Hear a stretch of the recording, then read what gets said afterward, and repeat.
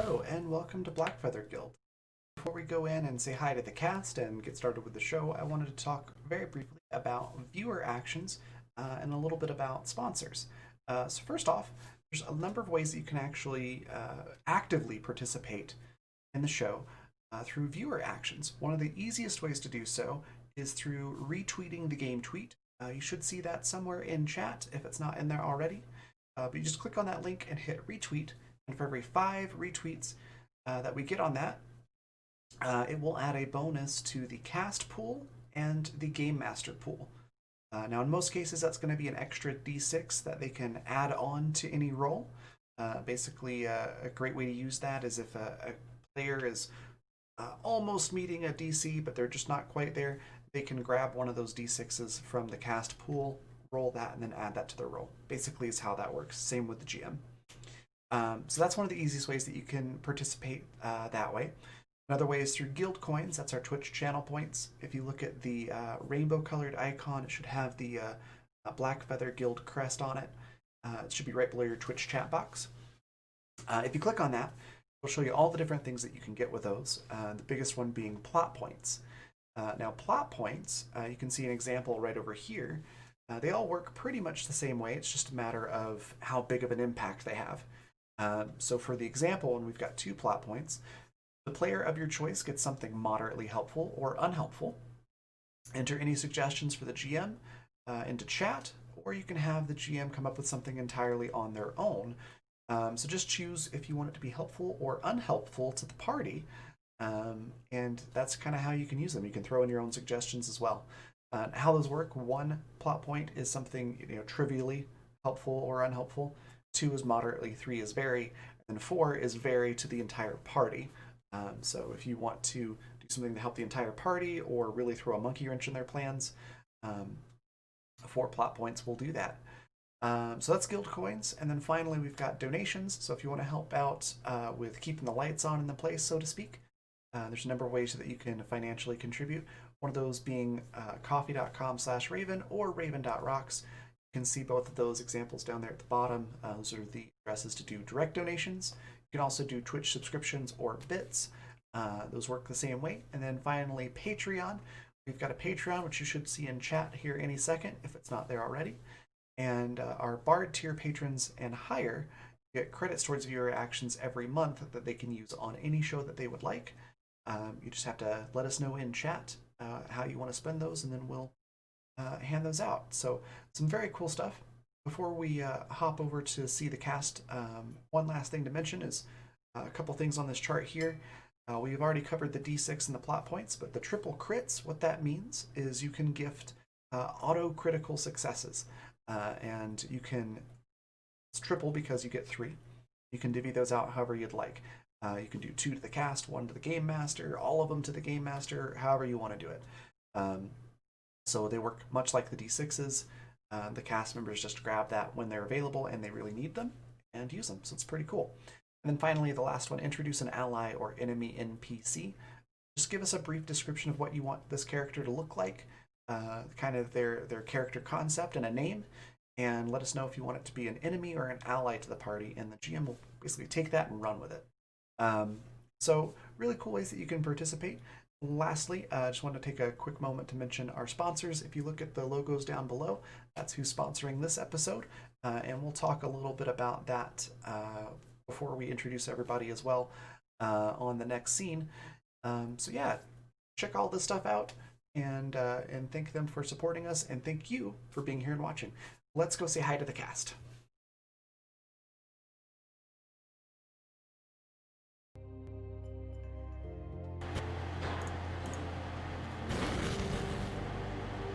Hello. Welcome back. So I hope you all enjoyed listening to Past Raven, and I forgot to put in the links. So what I was referring to with the tweet is right there, and then if you're interested in Patreon, it is right there as well. So yeah, we're hopping back into water, which this music's actually a little bit loud. Let me turn that down. There we go. And when we left off last episode, everybody was aware that there's an island, excuse me, off to the west, I believe. And everybody's kind of getting ready to investigate that the next day. But good old Pastor Wilfred Schlicht was like, you know what, I'm going to make a flashlight and go swimming off over there by myself in the middle of the night. This was unfortunate, because despite a surprisingly large amount of high rolls, like impressive swim rolls, just as land was in sight, there was a random encounter with some, what are they called? I forgot to pull up my information for water. They were excuse me.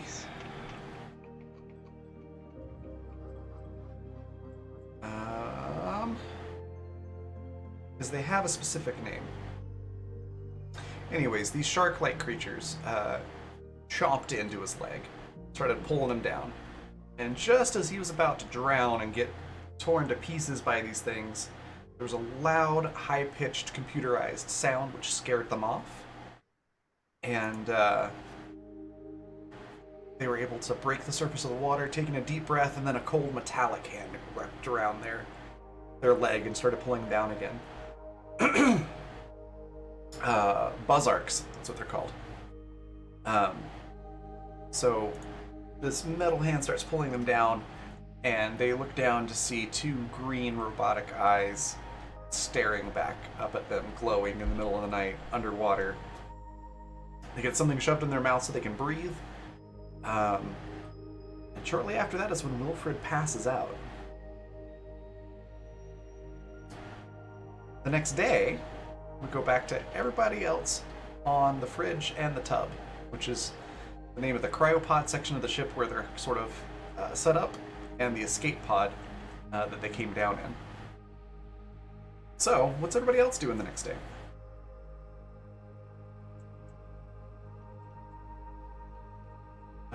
You're muted there, Jay. Thank you. There's no sign of the good reverend, I presume? None whatsoever. What was your title again? Lee, I think it was leader. Something like that. Yeah. Guide. Guide. That's what it was, yeah. So there's still no sign of Guide Wilfred? Nope. And the cryopod hasn't thawed, hey?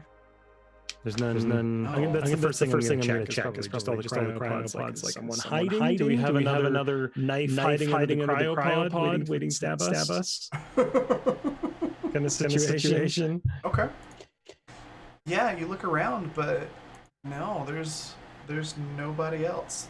All the cryopods are accounted for. They're all closed. And try as you might, you search for somebody hiding, but there's nobody there. It's all normal. Thames would go to the comms then. The kind of comms that she set up the day before, and just start piecing through the band. Okay. Getting some echo. I think maybe you are in round 20. You have audio in round 20.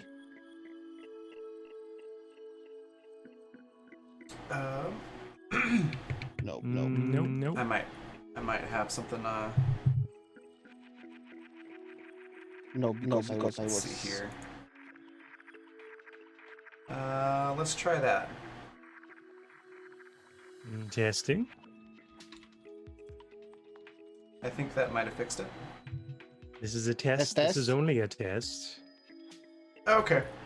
I had something monitoring and projecting when I only needed to be monitoring. That would make sense. Okay. I had to fiddle with the audio settings like crazy. It was weird. Perfect. Anyways, all right, cool. That should fix it. Thank you so much for letting us know. So yeah, no sign of them. And what were you saying, Jay? I was saying I would probably check through the communications equipment that I set up to kind of do the Bluetooth and everything. So I want to search through kind of the stretch of transmission bands and see if there's anything coming up. Give me a tech engineering roll. Sure. I just realized we forgot to do intros. So we did. We just completely blanked on It's intros. just straight into it. It's been a week. That's I was so excited for. Oh goody! I got so excited for what was happening with Zan's character after the intros.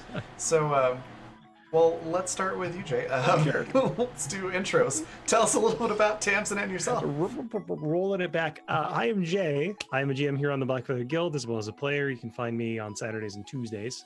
And as for Tamsin, she is a cowardly, bitchy astrophysicist who is slowly growing used to the fact that she's either going to die on this planet rather shortly, or she's going to outlive many new friends. And neither are super great outcomes. She's also still not trusting of the 15-year-old with a knife. I mean, that's fair. And then we'll come back to that Nat 1 in a second, but next we've got Econorlax. Tell us a little bit about Boris and yourself. Yeah, sorry. Okay, I'm Econorlax. I'm playing Boris. He's a ship engineer of Russian origin, and he's, well, he sometimes acts like a leader of this crew, but I don't even know why. Well, now he's got a crew member lost, so probably he'll be trying to, well, find what happened. And I've noticed we missed the interest, but I thought it's, well, new format of the show. Yes, and, like that's the reason, because with the new intro video, I'm out of sync with my normal pacing. But no, we're supposed to still do intros. I just forgot. I thought you were doing something like Polish did when we have few scenes before the intro scene. Yeah, that's a cool idea. But Yeah, I was like, no, that was just me being forgetful. honestly, it was like, why does this feel way more chill than usual, rather than Glad very something seemed odd, yeah. formalized? I was like, why does this feel like a game that's not being recorded? Oh, forgot It's to because I say forgot to do who intros. we were. Anywho, next we've got Patrick. Tell us a little bit about Owen and yourself. Hi, I'm Pat. I'm playing Owen. Owen is the ship's cook, who was not in the first wave of people woken up and is missing missed out on some of those social dynamics, but is currently good at chopping up fish and not going in the water. Because he woke up in time to see what happens to people going in the water. It's not been great. So It's true. until he physically has to, he's avoiding that. That's fair. Next, we've got Leopold the Just, who usually plays Lyle. They couldn't make it tonight, so Lyle will be, that is the ship's barber, will be spending pretty much the entire episode just tagging along if the entire group goes somewhere, and holding the, what was it, Bosco brand comfort duck quackers, which is a duck that was brought in via plot points in the very first episode and has somehow survived every episode thus far. So that's what Lyle will be doing. But Leopold the Just on Twitter, they're fantastic. Definitely give them a follow if you're not doing so already on Twitter, and I'm sure we'll see him next week. Next we've got Zan. Tell us a little about Wilfred and yourself. We oh Jesus. I am still slightly getting into Wilfred's headspace as I've only played him for one session, but he is a preacher man, and he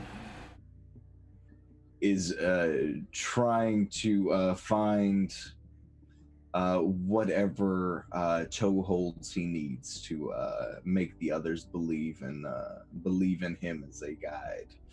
And yeah, I'm Zan. You can catch me at the links that I'm dropping into chat now, insanitygaming.com and in twitter.com/insanityttrpg.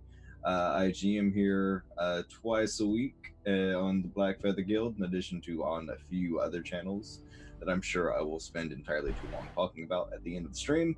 But yeah, professional GM, and I'm always excited to be here.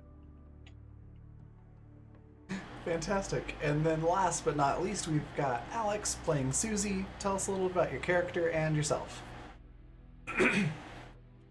Hi, I'm Alex, and I'm playing Susie, the said 15-year-old with a knife. She is the clone child of Chuck, Nanya, who was one of the initial survivors, and who got rather messily killed. Yeah. So Susie woke up to replace their dead parent. Her dead parent, and yeah, she's not happy about it. But she likes Boris so far. One less person she's gonna stab. Yeah. The weirdo religious guy right. seems gone, so yay. Certainly appears that way. Cool. Well, now that we've introduced the cast, and I'm hopefully not going to be forgetful for the rest of the episode. Excuse me. Tamsin, you were trying to scan through the audio frequencies, looking for Wilfred, right? Really just anything. Just anything. Okay. If it's Unfortunately- Wilfred, cool, but Yeah. Unfortunately, whatever you did with communications, it's not really picking up any sort of radio communication. It's picking up some sort of whale. And it sounds like it's whale mating season. And it's just broadcasting loudly over everyone's comms. And you can't seem to turn it off. you've tuned Can in I- to 88.9 can- The Sturge. Coming up next, whale mating calls. Can I do a naturalist check to tell what I can tell about it using my Xeno and marine biology education? Sure. Great. You can certainly try. Go ahead and do naturalist. Hey, it may tell us more than we realize. The answer may surprise you. 20. Would you like to know 20. more? There's some type of large mammal I can tell for sure it's a mammal. Yep. Some sort of large mammal. Well, I guess you can't tell for sure because you're not looking at them, but I'm telling you, yes, they are mammals. Aside from that, it's kind of hard to tell what their size or biology or anything is just by hearing their calls, but your guess is that they're similar to earth whales. Which, okay, what type of earth? Okay, we're taking earth whales or earth dolphins that get named as whales. Earth whales adjacent. Okay, that actually is a lot less terrifying. Thank you. They sound big, whatever they are. Can I make another tech or mechanical engineering to basically just shut the whole rig down until I've got it sorted? Sure. Okay, I'm gonna go with tech. 18. Yeah, you're not quite sure how to fix it yet, but you do manage to turn it off. Okay. Sorry everyone. Good morning. Susie pops up. Those sounded like big enough to not consider as food big. Does this place have whales? Maybe. How Or- big are they? Because the 150 meter things ate us. 150 meter thing, though, wouldn't be doing a call like this. This is way more of a large whale-like thing. Where'd it come from? Can I make a check to see where the signal was coming from?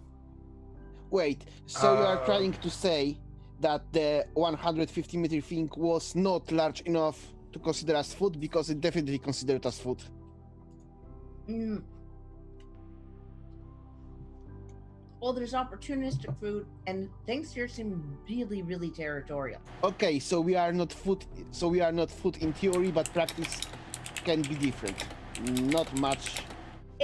It's like, okay, humans don't normally eat worms. Used to in the past. They didn't normally eat worms, but as time passed and whatnot, and food and stuff got scarce. Yeah, okay, I will eat a worm.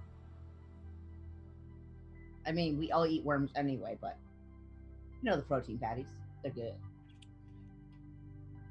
So like to- I'd essentially, like to it not boils.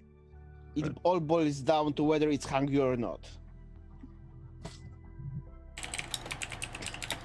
Okay, Less hungry and more opportunistic.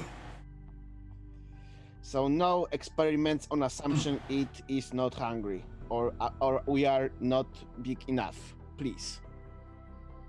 I mean, I'm perfectly happy with y'all making as many assumptions as you would like. I'll go Fine, for. fine. As for where it's coming from, all you can, even if you maxed out on your roll, the only thing you'd be able to find out is that it's coming from the deeper end of the ocean, which is somewhere off to the north. Okay. I will relay that. I'm not going to bother rolling on it. I'll just say it's coming from kind of northish, and the island was west, correct? Yeah, the island is west, and the giant mushroom trees underwater, and where the the kraken vipers were was to the east. East. Okay. Are you able to record it? I mean, I think mean- if I get it working again so it doesn't broadcast to all of us, I should be able to. it'd be nice to have some white noise to drown out whatever those other big things are that scream all night in the water. Yeah. You do have a point. Yeah, I'll work on that. Good idea. Oh, I was getting used to it. I'm gonna tame him. Susie goes off with one of the spears and her knife. She's What if- basically gonna whittle it as some barbs in it, so she can basically have fish pieces held by the barbs Okay. as a feeding stick. As a quick note, I believe you had a grav spear and the net. They both are. If you want to get Yeah. all of the fish for the day out of those now, you can do so. Yeah, sure. Susie will do that. Um, Okay, so and let's go empty the graph spheres and Oh, search yeah. for the Reverend around.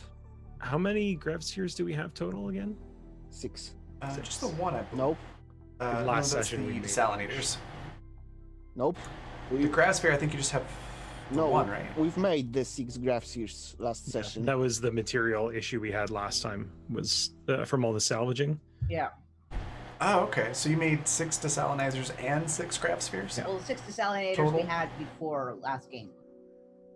Right, I mean, like, over the Yeah. whole Yeah, campaign. total. Wow, okay. Yeah, we've been building. So, wow, I missed that part last week. Probably, well, there was a lot going on. So, okay, well, each one does 1d10 edible fish per day, and each one requires a battery, and each battery will last about a week. So, yeah, go ahead and just do that whenever you'd like. Roll for each one. How do I do And that? while you're It's 1d10, right? just 1d10. roll 1d10 per sphere. Plus, there's the net set up too. So that's another 1d10. Okay, so I need to.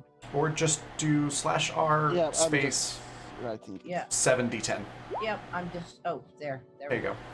38. There you go. 38 edible fish. Woo! And here's okay. So hear me out. This is gonna sound crazy, but this is from the Animus Obscendus game. We have empty cryopods, right? Oh, God. Technically, yes. Can we turn cryopods into fridges here, please? Only if it's storing cheese. They only work for I cheese see, for some I reason. see. We can't store No, Yeah, okay. fish. you can certainly try. Better question: Can you You make can certainly try. can you make cheese from fish? No, you can't make cheese from fish, No. but you can make it from whale milk. So what you're it saying- sounds like if I can make cheese from the head of a cow, if I can make No, head that cheese. is not cheese. That is I know. cashew. I'll take Relax. cheese. I'll take cheese on a water planet full of horrible monsters. Yeah, I don't yeah. care if it's cheese. All right. If this was a Bosco ship, so- we didn't have cheese to begin with. So you collect the fish. You can divvy those out however you like. We're gonna pan over to where Wilfred is now. I'm just gonna put those into the shared inventory for now. Okay. So Wilfred, you find yourself slowly waking up. It's still pretty early in the morning. Mhm. You feel something gritty in your mouth, Mm. and as you slowly come to, your eyes are really, really bleary and just kind of fogged over, Mhm. and they kind of hurt. Mhm. Oh, hey. Norlax, did you? So $3 for 1 plot point. For Michael, thank you so much for that donation. There's a map with all the graphs on it is the suggestion. Gonna tweak that a bit, but I can work with it. I've got something in mind that'll be really good with that. So your eyes kind of hurt too, but after a moment you realize that you're on land. Like you hear waves, you hear birds calling, you feel sand between your fingers and between your toes, Ah, and made you're it. alive. And I've made you're it. not quite yeah, you're not quite sure if what happened last night with the green eyes was a nightmare or if it actually happened. I'm gonna get to my knees and press my head to the ground. Is there water between me and the sand? There's not. You were on the beach. Blessed, sweet dry land. I've made it. I've made it to the promised land. I've walked through the valley of hell, and I have found myself on the shores of salvation. I knew my unrelenting courage and faith would put me into the right place, the right time. Truly, I am the chosen one. And I'm gonna look up and kind of survey my surroundings. Maybe since my eyes are a little sore, kind of shielding them slightly. I'll try to take in my surroundings and breathe that fresh air. And I think I'm just absent-mindedly running my hand through the sand enjoying the dry feeling. Okay. You do that for a little while. Once you've finished, your expression of joy and relief, you start looking around. Do you do anything else? Yeah, I'm gonna stand up. And is it just flat? Is there any flora, any fauna? Move to islands. Oh, so now when you search, it'll be the right stuff. Yes, it is. It's not flat. There's a bit of a hill here. As you look around, without even needing to roll anything, like you can just immediately tell that this is obviously some sort of volcanic island, just by the color of the rocks and things that are more towards the center of the landmass. The sand along the edges is your normal beige sand color. But the further you go into the island, the darker the soil and the rocks seem to get. As you glance around, let's see. You probably notice. Where's it at? I'm trying to remember what I called all these different things.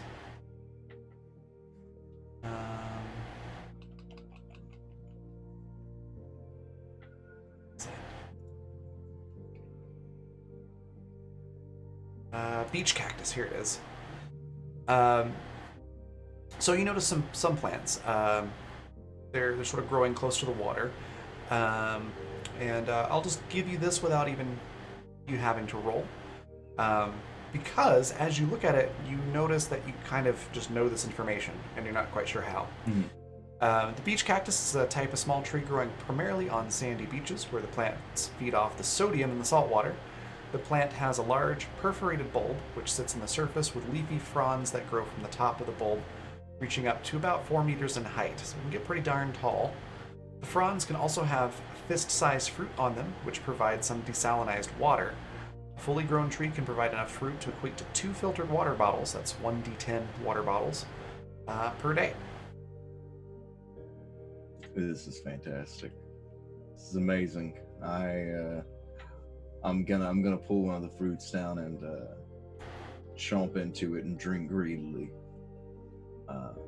Okay. And I imagine the sun is me slightly parched, and this is magnificent. Yeah. As you bite down into it, it's I'm trying to think of what this would be equivalent to. It's almost like a gummy fruit, but more gel-like than gummy. Mm. So the outside texture is got that sort of gummy, some give to it, but it's mostly firm on the outside, and the inside is just this water, essentially water gel. It tastes like somewhere between a watermelon and a cucumber. Hear me out. Is it like a gusher? It sounds like a not sweet gusher. A little bit, yeah. If a fruit gusher was like the size of your fist, and the stuff in the middle was a little bit thicker. Interesting. And it tastes like a cross between a watermelon and a cucumber as far as flavor goes. But these things are littered all over Like the beach it's of like this island. eating edible aloe. Probably, yeah. I've never actually had that, but I know a little bit about it. It's sort of crunchy, gushy. It's yeah. crunchy, soft, gooey, gushy sort of thing. All of that minus the crunchy part. The outside's just sort of like gummy, and then once you bite into it, it breaks like a membrane almost. So you notice that, and then you see that further in, there are, it's not exactly mountains. It's more like tall, jagged hills, because they're not super high up like you would expect a mountain to be. Mm-hmm. But from here, you think there might be some caves, and as you blink a couple times and kind of squint to look at it, there's some green lines that cross your vision. And suddenly you see like the hill outlined in green, a glowing type green, like a heads-up display almost. And suddenly you see that there is a cave inside that hill. Even though you can't literally see the cave, you just see the outline of it inside. I must go. Alright. So you start heading towards the cave. As you get there, you can definitely see the opening. It's a bit hidden. There's some more of those beach cactus growing up around the cave entrance. These don't have those the fruit on them. And they look a little less well-fed than their beach compatriots. But they definitely do still have those big, long, leafy fronds, which are obscuring the entrance to the cave. So it's only because you have this strange outlined vision that you're able to find the entrance. And as you push some of the fronds away to look inside, we're gonna hop over to the other group and see what they're doing. So everybody else, we've about caught up. Wilfred is right around the same time as we were when we hopped over there. So what are y'all doing now? Well, Ellie wants to go back over and try out the new feeding stick, as well as, you know, we can try and get some more of the kelp and the big seed clusters like we were originally going to. we need to discuss at least what do we think about missing Reverend? Who wasn't Reverend, but I never learned what title. He believed in the Jedi Order way. You know, those weirdos. Okay. Well, they're probably still alive, or else somebody new would pop out. So, Wait, that's how it works? We think. Wait, It's how it's happened so far. it's just a coincidence. Why would it be so? Why would anything be so? Why you remember that weird voice we got over the speakers? There's no receiver in here. There's too many coincidences. Like, you mean sabotage of the ship? Could be. Could also be that there's some other force at work here, some other intelligence. Again, I'm not gonna say it's aliens. Yeah, but what's Like, the we don't likelihood have they enough can speak products English? already.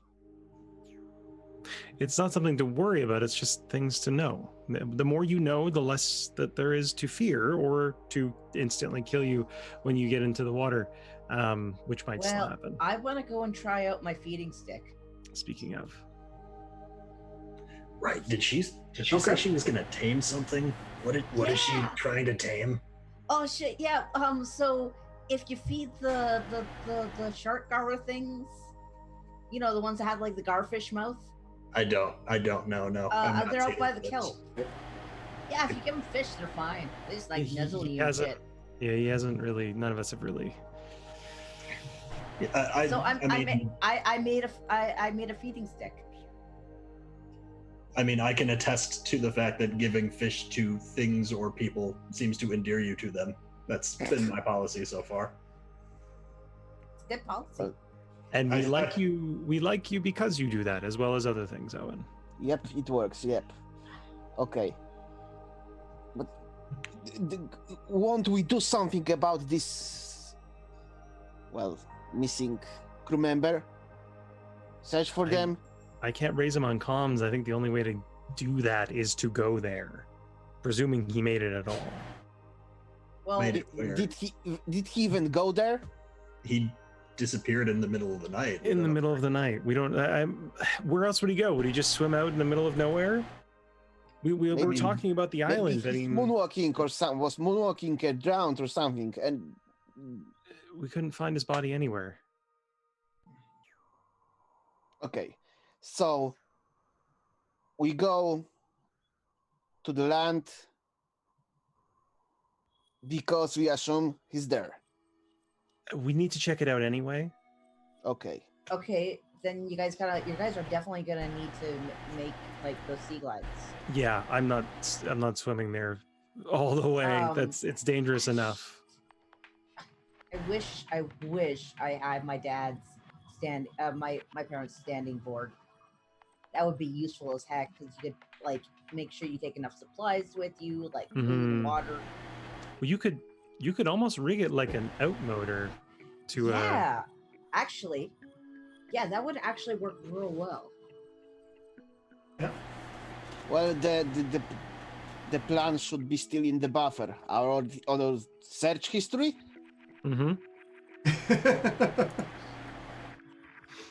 Boris, why are you yeah. asking me to look at your search history? I've been told never to look at search history. Okay. Do you have the stuff to build one of these things? Do we? So the group inventory is empty, by the way. Nope. Because we have shared inventory now. Yes. Oh, If I you go did not. into the there is a character sheet called shared inventory. Ah, that's what it is. Only Okay, change inventory numbers, do not change. gotcha. I see the warnings that are here now. Okay. I haven't looked at this yet.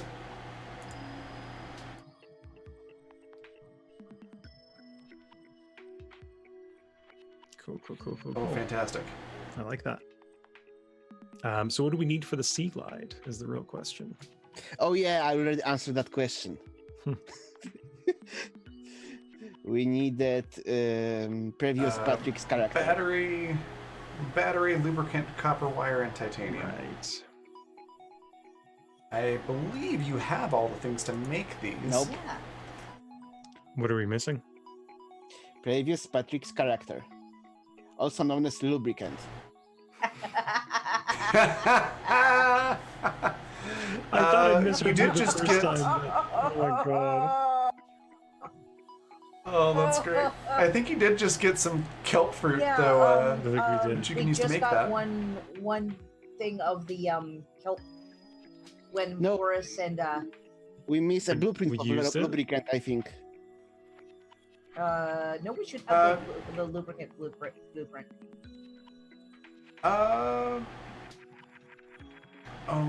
You might not. Oh shit!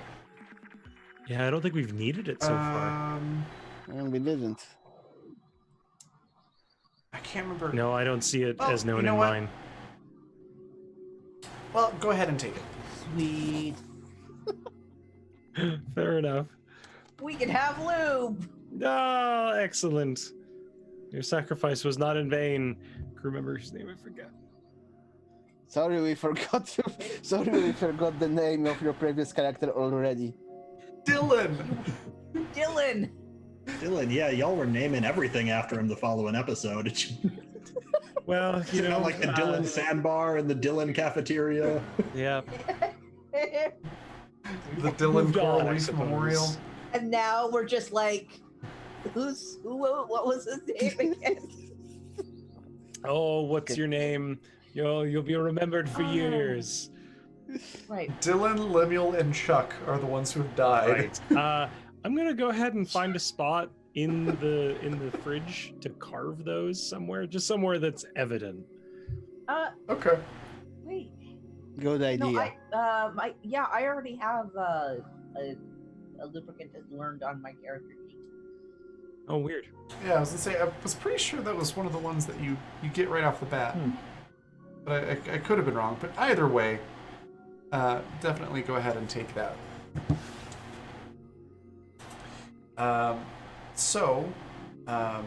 If you're going to search for materials for that or anything, is that the case, or do you have everything you need to make one now? One. Okay, Just what one? would we need Okay. to make two? Yeah. Okay. We would. Then in that case, I was gonna say, if you want to start searching for materials, I will let you all do that amongst yourselves while we go back to the island and look at what Wilfred's doing. Sounds good. So, Wilfred, as you pull these fronds out of the way,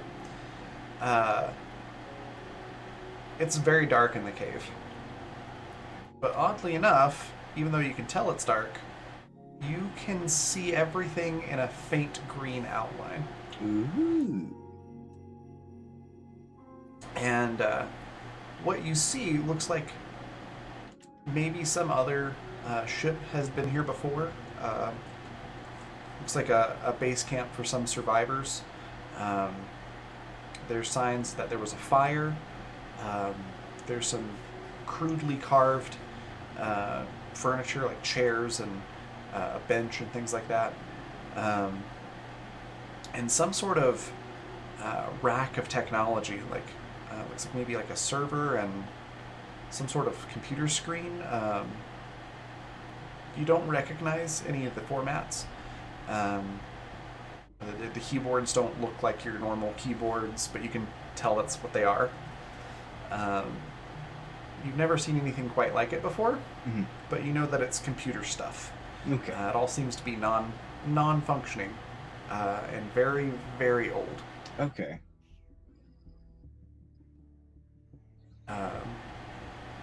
And yeah, I think that's about all you find in here.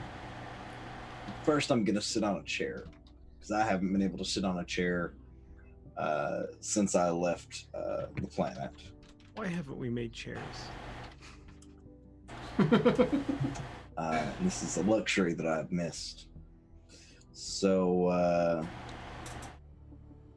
gonna enjoy that for just a second, Okay. and I'm gonna look around the fire pit and see what they were burning. All right. Go ahead and give me a sight check. We'll have you investigate things a little bit further. Oh, it's like Wilfred is a terribly built character. Oh, goodness. 3. 3. So with a 3, you look around and see that yeah, that was a fire pit, and they burned something there. There's certainly some old coals of some kind in that fire pit. That's about it. Is there a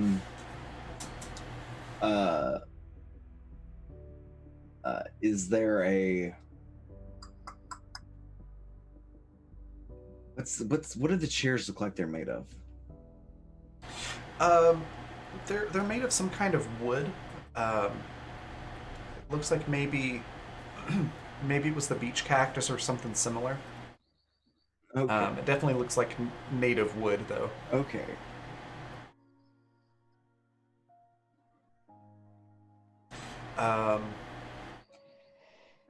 Do you look at that computer equipment at all? Yeah, I think I'll go over to that next. Okay. Not real technologically inclined, but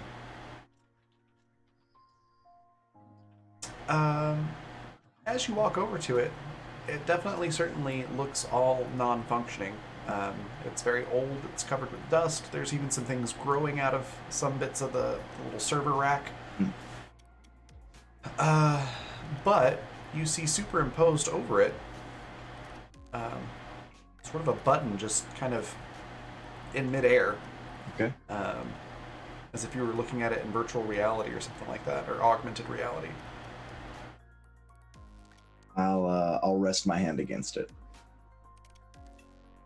As you do, your hand doesn't feel anything because it's just virtual, but touching it is enough to activate it, and you start to get a really bad headache as flashes of information and pictures go across your vision. And suddenly you kind of have a map of the surrounding area. You can see like where certain things are. So you recognize that right outside this island there's a section where those buzz arcs are. You can kind of see how deep the water is there, which it goes down pretty darn far. You can see other areas along the seabed. something about red grass or bloody grass. It's hard to tell. It's almost like your brain's trying to translate something via Google Translate 3 times. So it's coming kind of jumbled, and that's what's giving you a headache. But then you do recognize the kelp forest that the rest of your group saw, and the shallows where your cryopod section is. And I'm just aware of the landscape in general. Yeah, it's almost like if you closed your eyes, you just would visualize this map. Okay. This is definitely not normal. No, this is a gift, honest, obviously. I'm walking the right path, and I have been rewarded for my tribulations. There is no other explanation for this.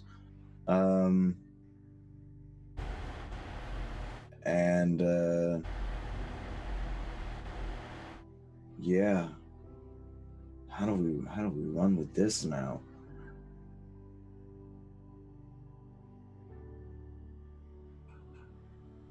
I'm gonna hold my hands out against the computer screen, against this virtual button, and I'm gonna say, "I'm here, and I'm listening.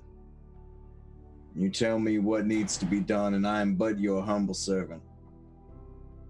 Give me a task, and I shall accomplish it. Tell me what to do, and I shall show my worth." And I rolled gut As feeling. you say all that, okay.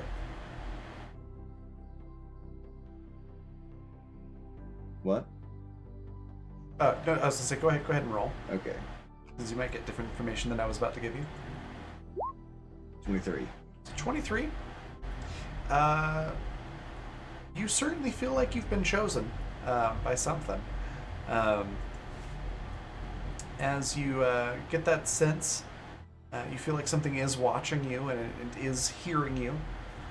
In your mind, you hear a computerized voice go, "Download complete," and those flashing images stop, and you find that you can actually kind of sift through them on your own as you close your eyes and just think about what it is you're wanting to see.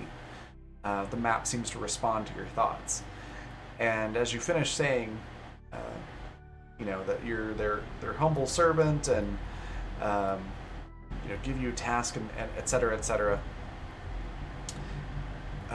you hear sort of a computerized voice again in your head go, "You're already performing this task." Fantastic. Is my duty to be alone, or am I to show the others the way? The others are important. But it is also important that you remain a hidden servant. A hidden servant, but I found salvation. Is it not my duty to share it? It is translating.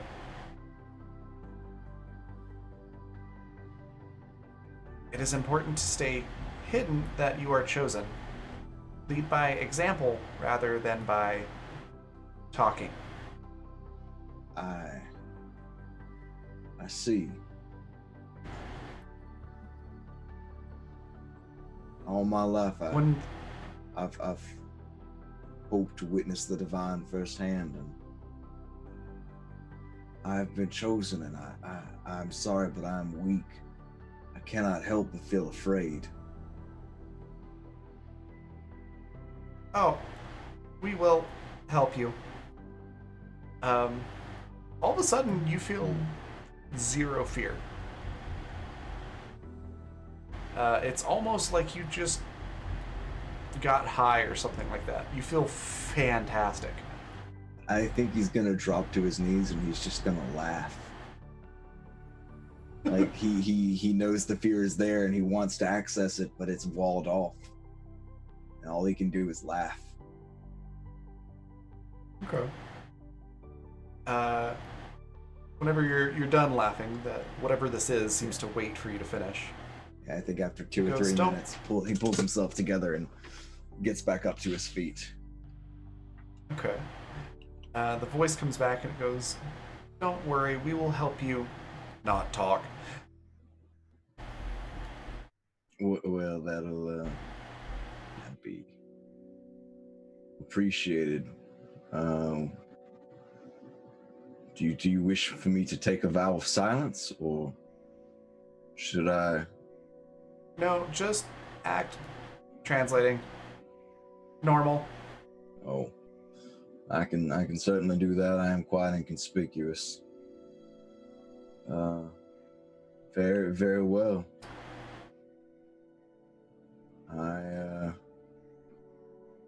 Am I to lead my compatriots here? Yes, lead them here. Lead them where we tell you. Very well. Are they to know about this cave? Translating. No. I shall keep it my humble secret. And yeah, I'm gonna walk out, and I'm going to start preparing for their arrival. Okay. I'm gonna go ahead and pick a couple of fruits, pull some prawns down, and kind of make a little bit of a lean-to. Okay. Let's do a naturalist roll to see how well you're able to do all that. And do. That is not my strongest suit. 18. So you feel like as you're doing this, you've got an 18's worth of skill here, but you find that where your fingers would normally be a little too clumsy, suddenly, almost as if you're not the one completely in charge of your body, they move with more dexterity than you're used to, and it actually bumps it up to the equivalent of a 20. And you find that you're better at this than you know you are. Inexplicably. Almost as if my hands are being guided. Fantastic. Almost, yeah. And, So yeah, you put together a decent lean-to, and you get about a dozen of these water fruits. fantastic. Just searching right along the beach. And with that, unless there was something else you wanted to do. I think with any remaining time before they get here, I'm gonna start looking around for supplies. Okay, we'll come back to that in a sec then. Okay. So going back over to the fridge group, I see that you've been collecting materials. Who all was going out and searching for stuff? Yeah, Susie's gone out over the first 2 hours, just in the shallows, just random searching. So I've done that, and I have found 1 copper, 2 salts, 2 quartz, 2 caustic shrooms, and 1 table floor sample. And I'm just going to add that to the. I added that. Oh, you added that? Thank you. And I Fantastic. would think our plan was Susie and Boris were gonna search the shallows first for 2 hours, and then search in the kelp as you want to ask about the fish. What about the fish? Oh, if we could use the other fish, aka the not so edible fish, to feed to the gars. Yeah, you can absolutely try that. Okay, Oh, so they're I gonna guess, get numb faces. so I guess we take few. Yep. Okay, feeding. Actually, no. Boris this time will leave the fish to Susie. Yep. Ooh, before they leave, before you two leave, I'm gonna just pose a question to you. Do you think they would like cooked fish more? We can try it next. If I cook it, they'll like it more. just it's got more caloric value. That's just I don't know how fish work. No, it's a really good idea, and we can definitely use like the scraps and stuff for baiting the nets and stuff. Mm-hmm. Honestly, you got the starters of a fish farm. Yeah. How many days have we been here? 5 5 or 6. It's going on. It's going on a week now. Yeah. I was also, we were going to ask about, would it be possible for us to make yet another blueprint, or at least some other concoction of blueprint? If we have, say, a sea glide or 2 sea glides, would we be able to make some rudimentary boat sort of shape to attach them to? Sure, you can certainly try to. It's going to be tech engineering. Okay, tech engineering I can do. Sometimes. That's an 11. Why are you rolling? We don't even have 2 engines yet. You try to figure this out, and then you realize that you forgot to turn the computer on. Yeah, I'm still rattled from the whale song. Yeah, so you can give it another try okay. if you'd like. 18. You do have 4 D6 available if you want to use one. I would like to use a D6 if everyone's okay with that. I have a feeling this is going to need a really big roll. 21. That'll do. Okay. So yeah, you're basically able to, and I will let you choose which of these options that you would like. You can make essentially a pontoon boat. You can make like a, I forget what they're called, but it's like a big John boat. Like a flat bottom? It's yeah, that's it. You can make one like that, or you can make like a speedboat type deal where it's faster but it fits fewer people. What do you all think? I think flat bottom might be the best bet. Flat bottom, we are going to get booted right the fuck off as soon as we hit a bigger wave. Pontoon boats are the best bang for our buck in this situation. Pontoon boats are designed to deal with both shallow waters and deep waters. How many people and or things could a pontoon boat fit? It could easily fit all of you on it. Okay. As well as if we put netting between the pontoons and the main body, then it just becomes massive amounts of storage. Okay. Yeah. Pontoon boat then. Okay. Yeah, you're able to do that, and it's going to require 6 titanium and 2 fiber mesh. Okay. Just writing that in the chat so we have it. I'm trying to think if you need anything else. Would that include ores? Or would we add an extra titanium or 2 for that? To make an ore, it's going to be 1 titanium and 1 kelp fruit. Okay. I will keep that in mind. Well, it's a good thing we're heading out that way.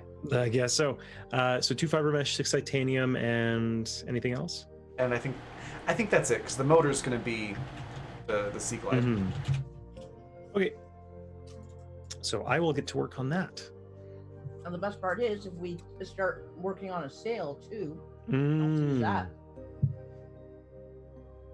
Yeah, you could try that as well. It's going to take at least 2 Sea Glides to really make this Get it thing to move go, at any yeah. kind of speed, if all of you are on it. Yeah. Okay. And actually, if you would like, I will let you build this with a motor that runs on a power cell, but it will take the same components as 2 Sea Glides, I think 2 sea glides and is it will better last because then we longer can on a pack. attach them. Yeah. That's true. Yeah, glides I think will we'll be stick better. with sea glides.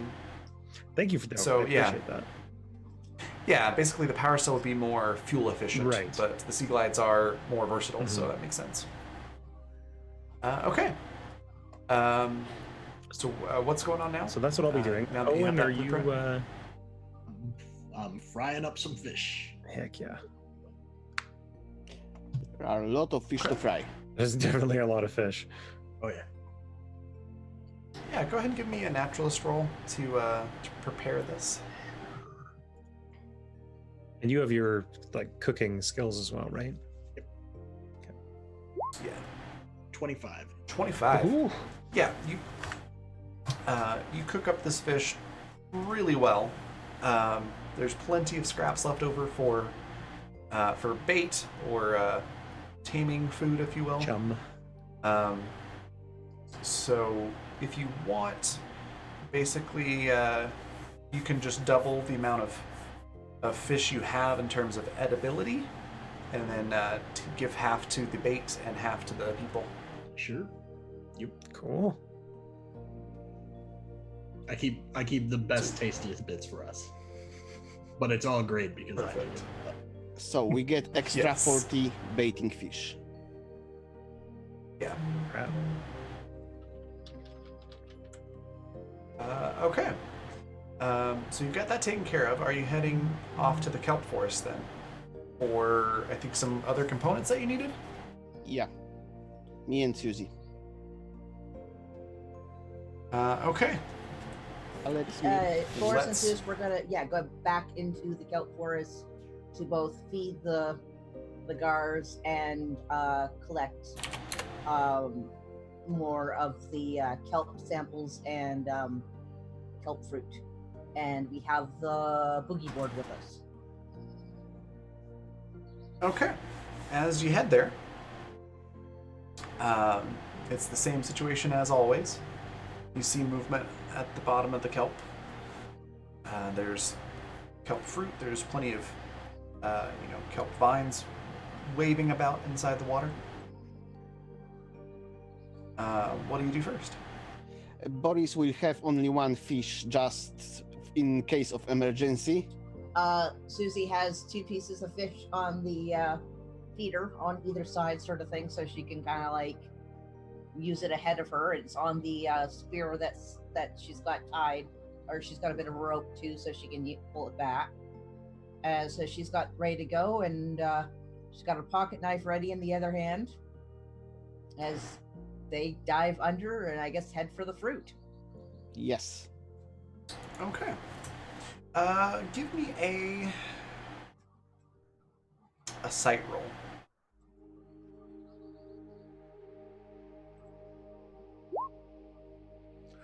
(21) 24. and 24. All right, so you both notice this. Susie, you see right before it actually happens, you see one of these macrogar try to chomp onto the end of your feeding pole. It looks like it's attacking the pole and not the fish. Do you pull it away, or do you let it grab onto the pole? I'd let it have the pole. Okay. Is this pole, excuse me, It's not a strapped to you like the spear was, no. or? It's like as in she has the line that she can basically grab onto if she needs to. Basically Okay, like when good, she's just checking. throwing it, sort of thing. As opposed to she's not going to be that dumb. Darn. I mean, good. So yeah, as it grabs onto the pole, it just starts swimming off with it. Okay. We need to go up and discuss Okay. this. Yeah, going back up the surface is like, I think they like metal.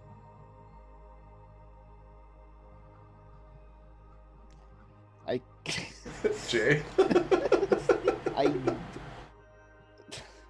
I can't imagine. Well, what do they need it for? Biologically speaking. Well, it may be something that's not. It's something that they need it require in their diet or like nests and stuff, but it's not something that's normally found in abundance. I mean, animals do that all the time. If you have the scanner with you and you want to try to scan it, you could get more information about that. Can we go back and get the scanner? In the interest of time, I'll say you were able to quickly swim back and come back with the scanner. Thank you. Okay. Yeah. So at the same time, Susie also grabbed like another piece of a spear pipe. For You better not be taking it from the catwalk. No, we have extra spears and pipes, I think. Yeah. To kind of like have a piece of fish on it just in case, but at the same time also see the same thing works twice. Also get it close enough to scan it. All right. So you do this, and you're basically rinsing and repeating. Another one of these things comes up and grabs onto the spear. Basically holding onto it enough that she can scan it before letting go. Okay. Give me a nimbleness check to see how well you're able to juggle these different tasks. 18. Would you like to use a d6? Yes, because you said it that way. Wait a minute, and you say it a certain way? 22. What? Oh yes, you say it a certain way. Yeah, that gets you enough. You're able to do that, and you get the scan done very quickly. And this is what it tells you.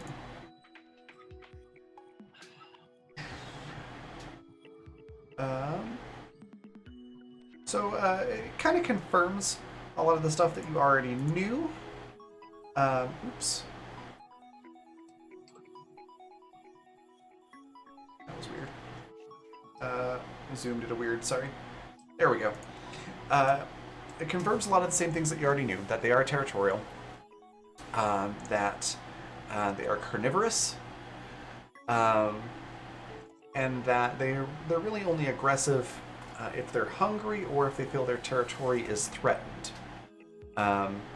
They are somewhat tameable in that if you feed them, they will generally leave you alone, and they will be friendly in the way that a cat is friendly if you give them some food.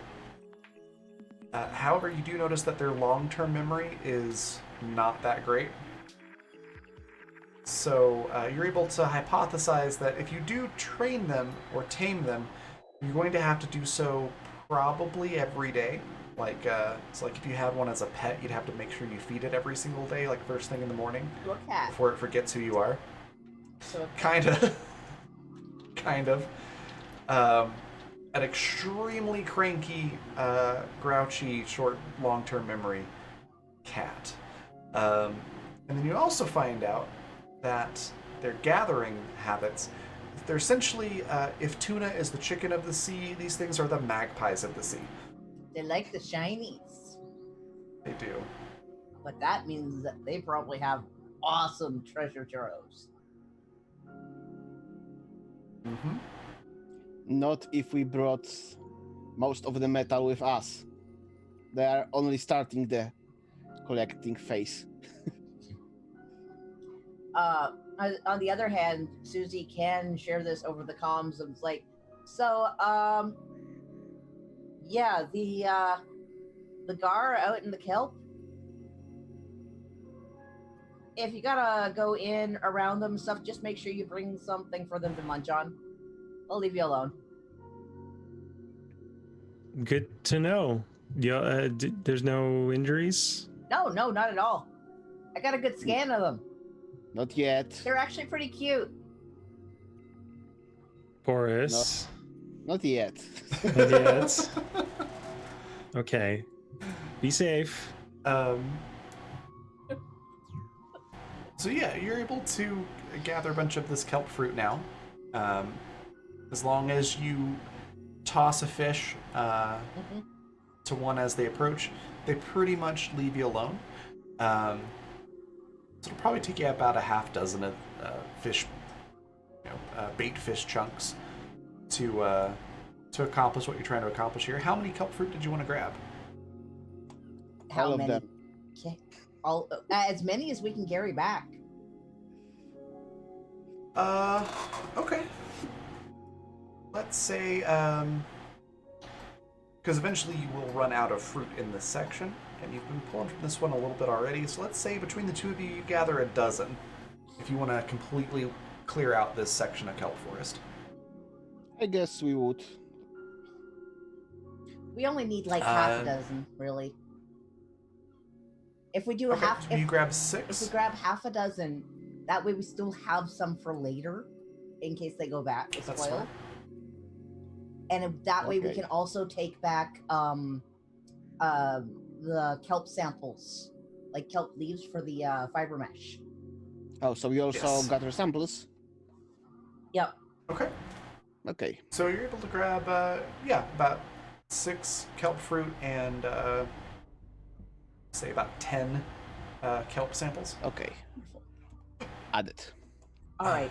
before it starts to. I have to start duck getting out on for a in the quick day. bio. I'll be back. No worries. Actually, that's probably a good spot to take our break. So after you all, Susie and Boris, get back with those materials, I believe that was the only materials you had left that you needed to build this pontoon boat, right? I think, yeah, fiber mesh, I think, is the only thing we were missing. Let me double check. Okay, so that will give you that. And if you're missing anything for the sea glides, plural, the 2 of them, we'll just say that you spend some time gathering those materials specifically, Sure. so that you can build this pontoon boat. And when we come Kind of back, progress we'll there. find out. Yeah, we'll find out what you do with said boat. Okay. So we'll be back in about 10 minutes. So definitely go hydrate, grab some snacks, stretch your legs, and we'll see you right back here in about 10 minutes.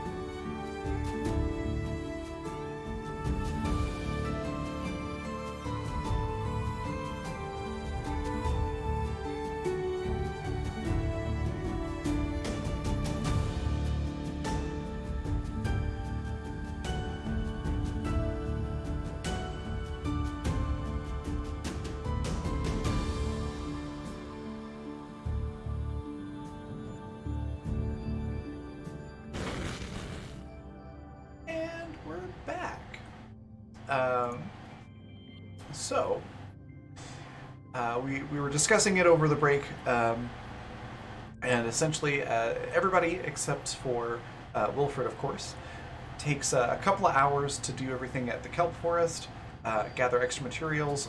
Lyle even chips in because Lyle was trying to make a heated habitat for quackers. And it just so happens that they got the exact materials that we needed for the pontoon boat. So, we're coming back in. Tamsin, Boris, Owen, Lyle, and Susie now have a pontoon boat with 2 sea glides set up as the motor. And are ready to go in search of land. Is there anything that you want to bring with you specifically? Or anything that you want to prepare before you go over to the island? I was wondering, I don't know if this is how like jerky and stuff is made, but I imagine Owen would know food preparation better than me. Is there a way to like salt the fish that we have left to like kind of using some of since we're making however many salt deposits a day from the desalinators, would that be maybe a good Absolutely. method for preserving the fish? I will, that's a great idea. I will do this for you. So, if you want to salt preserve the fish, you can do so, but it'll cost you an extra water per day. So if you're eating salted fish, then you need 13 water instead of 12 water. Oh, okay. Alright. But the salted fish will last pretty much indefinitely, That's not and you won't get sick off of it. Yeah. Yeah. So how many salt deposits per fish? I think 1 salt deposit would probably be enough for like, I don't know, 5 fish. The sacrifice. Okay. The sacrifice is worth it for the flavor. Mm-hmm. Okay, salted. You don't realize how much you miss salt until you can't add it to anything. Yeah. It's funny because I grew up in a house where we didn't salt anything. Oh yeah. And then I find out about it afterwards. I'm like, wait, salt tastes good? What? How many salt deposits Okay. do we have? 10. Okay. I already salted the fish, mathematically speaking. Susie's also going to basically she's gonna start making water bottle bandoliers for people Okay. with fresh water. Let's do just like a naturalist roll for that. It's basic survival type stuff. 28. Yeah, you're able to do that with some of that extra fiber mesh. Maybe take like one kelp sample worth of material off of there. Basically, using And, basically she'll fill up more water from the our cistern and stuff too for that, so everybody the can trip. carry like four water bottles on themselves without having to take up an extra 4 inventory spaces. Okay. You've got another like probably 2 or 3 days before you'll need to preserve that water somehow before it starts getting Stagnant. yeah, not the best to drink. Certainly better than the salt water, but you have a higher chance of getting sick. Okay, so everybody's got a bandolier to hold your water bottles, and you're able to have, let's say, 4 bottled water on that bandolier, and you just get it from the cistern, or the tub. So you've got that. You're on the pontoon. I mean, Do you take any salted fish with you? should somebody stay here and guard the fridge? In case someone else pops out of cryo, I can stay here. I can work on getting the communications boosted, so maybe we can talk. It's not ideal, but also you I sure? am terrified of being on the open water. Okay, so we leave Lai and Tamsin. Okay, All right. and quackers. Yep. And quackers. Yeah, I don't Okay. think you could take one without the other. No, they're pretty much joined at the hip Susie now. has made herself a new fishing spear with like eye for it and stuff. Okay. As well as she's got her. Did we get enough stuff to make fins? Probably. I think that's just a kelp fruit. Yeah. Susie makes herself some So. fins. Oh, and copper. Yeah, copper. Oh, You're gonna need more copper first. So I'll be looking around for that while you're on your. yeah, on their adventure. Yeah. Okay. Susie's also going to take the scanner. Okay. Take some pictures while you're out there. I think your PDA should be able to do that. Just get some shots, you know. All right. So Susie, Owen, and Boris, you head off on the pontoon boat Oh, towards land. Owen reluctantly gets on and is very obviously looking for any excuse to stay on the fridge. But he will. Like, no, I can Well- cook food for myself. It's well, okay. No, actually, I think we're kind of going to need you. I mean, my specialty is like marine biology. We're going to be on things with like land and plants and stuff, and you're a cook. You know what's edible. Yes, I do know that. I'm taking my knife with. I'm taking my cooking knife. Okay. Boris is the That's only fair. one without a knife. Well, I have knife on me the entire time. Right. You've got your fuck off knife. That's right. Okay. No, The that trip over was there the is stick. surprisingly. I have also that stick, but also a knife. The trip over there is surprisingly uneventful for the most part. However, I think this is going to be mechanical engineering. Just double check. Yeah, I'm going to say mechanical engineering for this. Whoever would like to drive the boat. Okay. I was like, you're the only one with a lot of that. That's true. Yeah, one's a 15-year-old and the other's a cook. Okay, 25. so 25. Yeah, as you're starting to pilot this boat, you find your sea legs quite quickly, and you're able to tell how it handles and everything with the rudder and the sea glides. Actually, it's probably the sea glides that just turn. Yeah. Now that I'm thinking about it with this particular setup. But yeah, you get the hang of it really quick. You're able to handle the waves. The storm has passed, so the sea's relatively calm. You don't have much trouble getting over there to land. And as you get closer, you see a lean-to made of these plant fronds, and you see all these little beach cactus scattered all around the beach. And you see the volcanic-looking hills. And I imagine, unless Zan says otherwise, you probably see Wilfred hanging out right outside of that lean-to. Yeah, I think that's what they do. Was I able to scrounge up any materials before they got there? Yeah.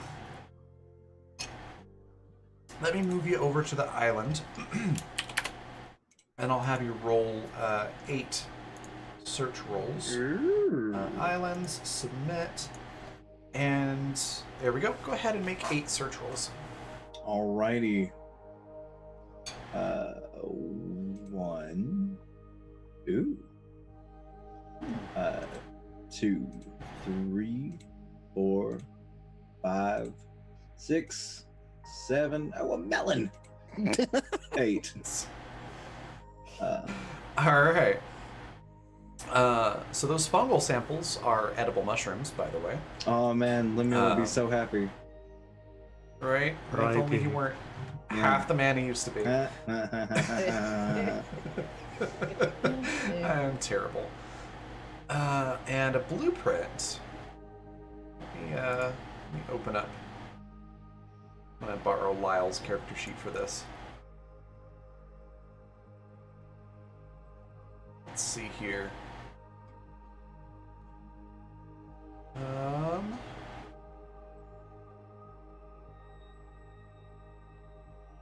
Let's do.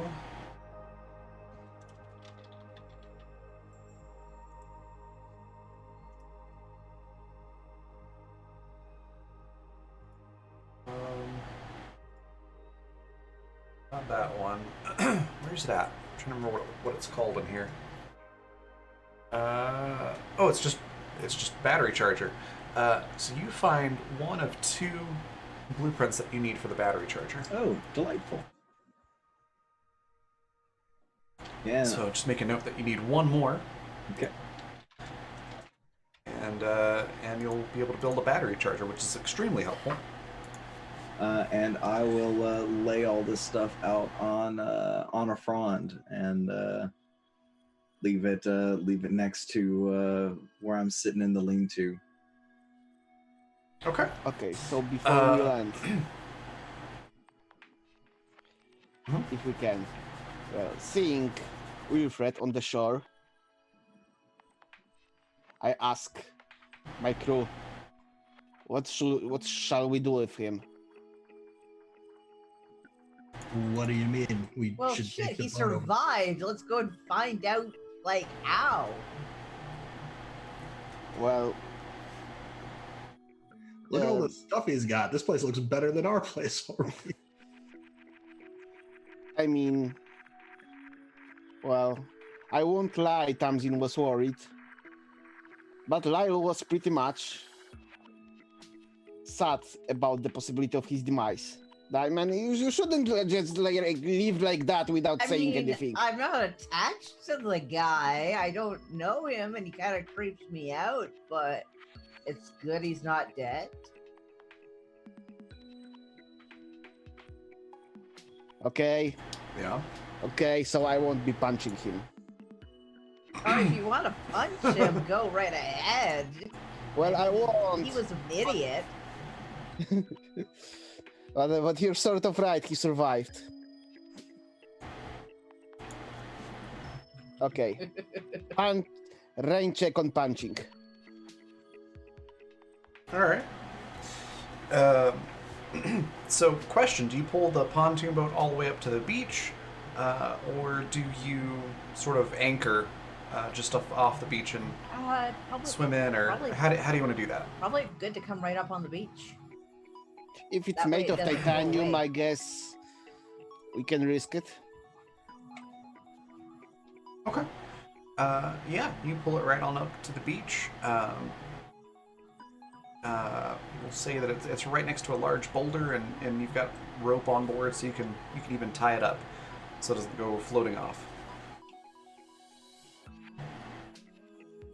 And yeah, you see Wilfred sitting there on the beach. Hello there, friends. How are y'all doing? Susie just ignores Wilfred and goes up with a scanner and starts scanning things. Okay. Let's see. What do you scan first? That melon. All right. Wilfred, you know everything that I'm about to say as well, just inherently, because you see flashing words and images in your head every time, or not every time, but the first time that you look at these things. Okay. So the melon is...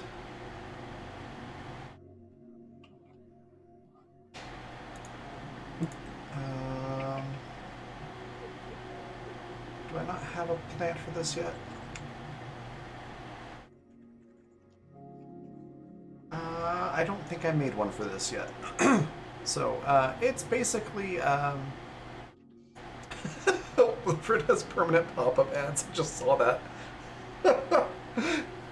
You're not wrong. So yeah, this melon is kind of like a cantaloupe. I was actually just thinking that. Yeah, it's in that family of melon, and Which means it's edible.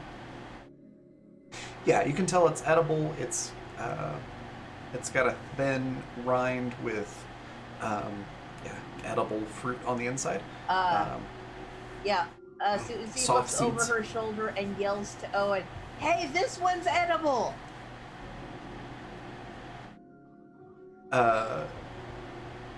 You also know that it grows along the ground on a vine-like plant. I imagine I would have seen the plant. Yeah, you saw one. What else do you scan? Fungal Basically, going to the plants first. So the fungal and then the gas pod. That makes sense. And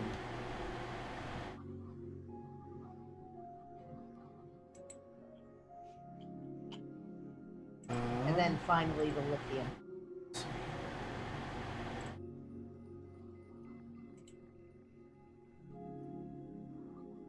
I don't have anything for the mushrooms yet either. But the mushrooms give you 1d4 food. And you can tell they just look like edible mushrooms. Probably resemble oyster mushrooms and how they look for this particular variety. And the melon is 1d2 food. It's a small melon. Okay. In the meantime, Boris will have a chat. All right. I'm happy you survived. As am I. But man, what were you thinking going out like that? I was thinking that I had a higher power on my side, and it seems as though I was right.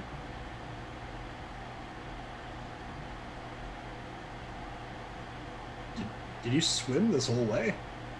I did indeed. Just a quick question that I'm sure I would have asked, that I'm sure I would have noticed earlier. How's my leg? Your leg is fine. So we see nothing. There's not even a scar. Okay. I had a mild run-in with some less than friendly inhabitants, but where there's a will, there's a way, and I certainly have a will. Boris goes around him and takes a look. Well, 2 arms, 2 legs. No worse for the wear. I guess so. Wait, you could have built this place like in a day. I did build this place in a day.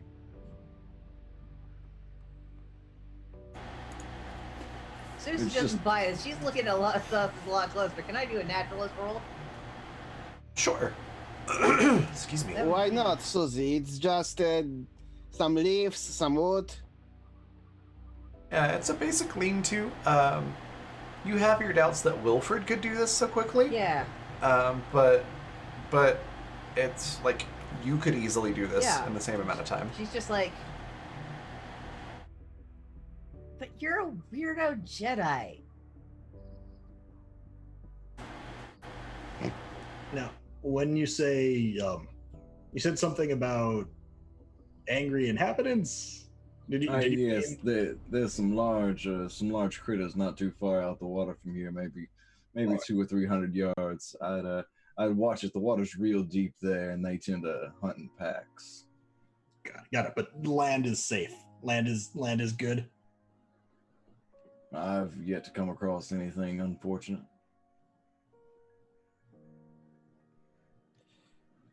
Susie, you talked with Tamsin. Do these things have the range to talk with her? Uh, I was just waiting for the moment to ask her. Tamsin, can you hear us? Can I hear them? No. On both sides, you just hear static. Okay. I don't think they can reach this far. What because I probably would have been testing when they were like sailing out. At what point did they drop out? About halfway. Halfway? Okay. So if you made some type of radio booster or something like that, you could. Boris just scratches his head. Well, I guess the higher power means Thanks higher for- power. Can't disagree with results. On the other hand, this place having trees and stuff is actually going to be way more useful for making, if we're going to make boats and stuff. You would be correct. For some reason, it's going through all of the patrons on Patreon again, as it did earlier today. I don't know why. So just ignore that as it's popping up on the screen. I'm not sure what's going on with Streamlabs right now. But thank you again to all the patrons for this month. I don't see. I think it might just be Streamlabs. It's Yeah. just showing up in on my end, I Oh guess. jeez. Reruns. It's showing up on the stream No, it's itself. showing Yes. up on the stream. Is It's it? showing Oh, up okay. on my stream, Okay. yeah. I might $15 just have to Dodge Row and refresh. North. Yep, that's weird. Um, But yeah, thank you again to all the patrons. How long have they been gone so far? It probably took him about 30 minutes maybe 30 to get minutes? there. Okay.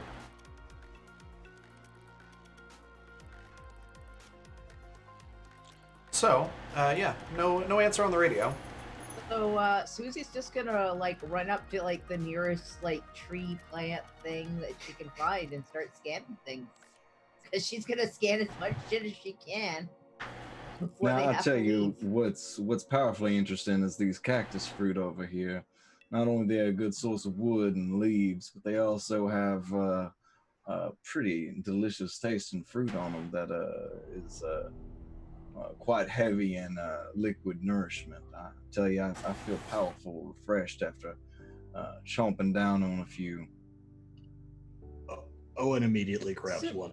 Bites in. Susie, stop. Okay. She scans Wilfred.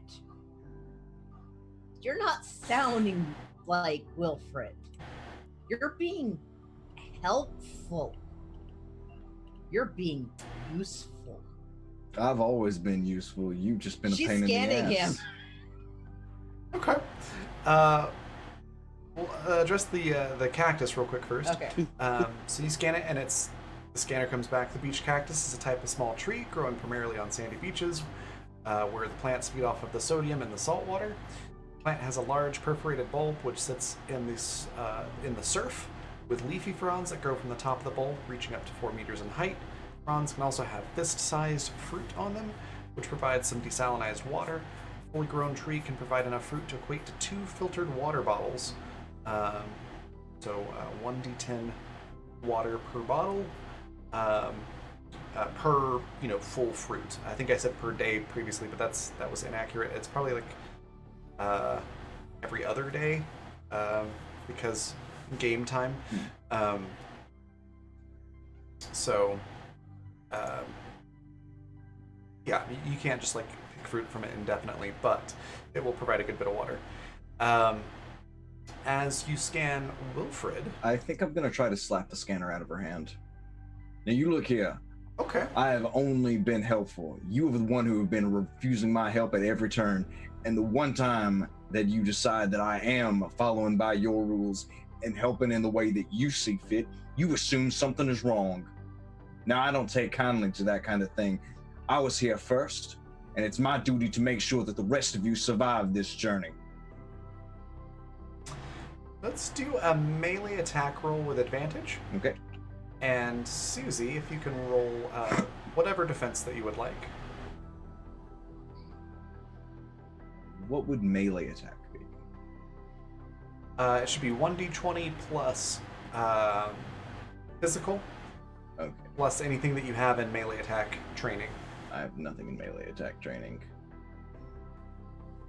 She's going to try and deflect. Okay. That's a +2 to my roll. Oh, good thing I had advantage. Oh no. Fuck me. Okay, so you were not very good at slapping this thing out of the way. Yeah. So Susie, you're able to get that scan off even while Wilfred is ranting at you. And it comes back. Wilfred looks like a human in relatively good health. And that's about it. Like all of his numbers, his vitals, and all that come back normal. But you do notice that there is a glitch during the scan, so it sort of stutters and has like an error code. It's just a long string of numbers. before it cuts back in and finishes the scan to give you that information. Well, For a well, well, moment, Susie looks I'm standing confused. between them. Let's But not go then- there. You're just weird. And you're Susie a scoffs. child. It's like, yeah, no shit, I'm 15. And she goes off to scan more things. Okay. Yeah, you're able to find more of those mushrooms, more of those melons. There's lots of those trees all over the place. Aside from that, all you really find, as far as things to scan, are just like grass and things like that. Nothing really So Boris, too relevant. Yeah, you never know. Maybe grass can be smoked. Boris just asks Wilfred. So, do you want to go back with us, or are you starting your new life here? Because I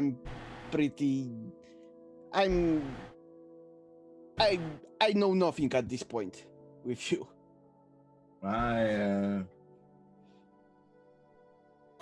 we're all here. Let's make an afternoon of getting what supplies we can, and I'll return with you.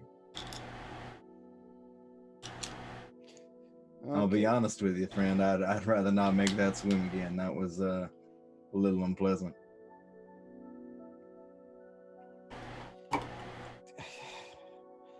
You say that they hunt in packs and then the big things. I guess you used up your luck for this year. We need to ask Tanzing how long it takes one revolution of this planet around this star. That's fair, but I'm not a firm believer in luck. But if I was, I wouldn't want to push it. So how big is this island? That's It's decently sized. I'm trying to think of like a comparison. I mean, it's not like you could start a community on this island, with hundreds of people, but it could easily house all of you, and you could have like your own good-sized yard away from each other if you wanted to. So small. Maybe a couple dozen acres Couple plus the mountain. no, Asking my fellow Canadians, what's an acre? He's just about to look it up. I have no idea Oh. how big an acre is. Hang on. It's about 4,000 square meters. Okay. Yeah. So. So like in four- kilometers, So like in four, so like 4 square kilometers. how many acres, Raven? 24. So it is. Ah, It's like just about 0.1 square kilometer. Okay, so it's like 500. Yeah. yeah, like it's not that 300, big. 300 meters Yeah, that sounds right. square. Okay. okay. That's not that big. Sorry, I was thinking other. I always forget that acre is actually a. Which is weird What because is it? like it's imperial. We have acreages here as well. But nobody knows actually how much an No. acre is. They're just like, oh, we have this much land. We're like, okay, cool. I can never afford land. Now, Mr. Boris, I don't know about you, but I'm powerful curious about what's up on that volcano. Can't you feel it? Can't you feel the heat, the life coming from this planet? That's the life that's going to keep us going until we've passed our test and we're able to be taken away from here. I don't know about you, but I think as we climb that mountain, we'll climb our own destiny, and we'll see the world for what it is in front of us.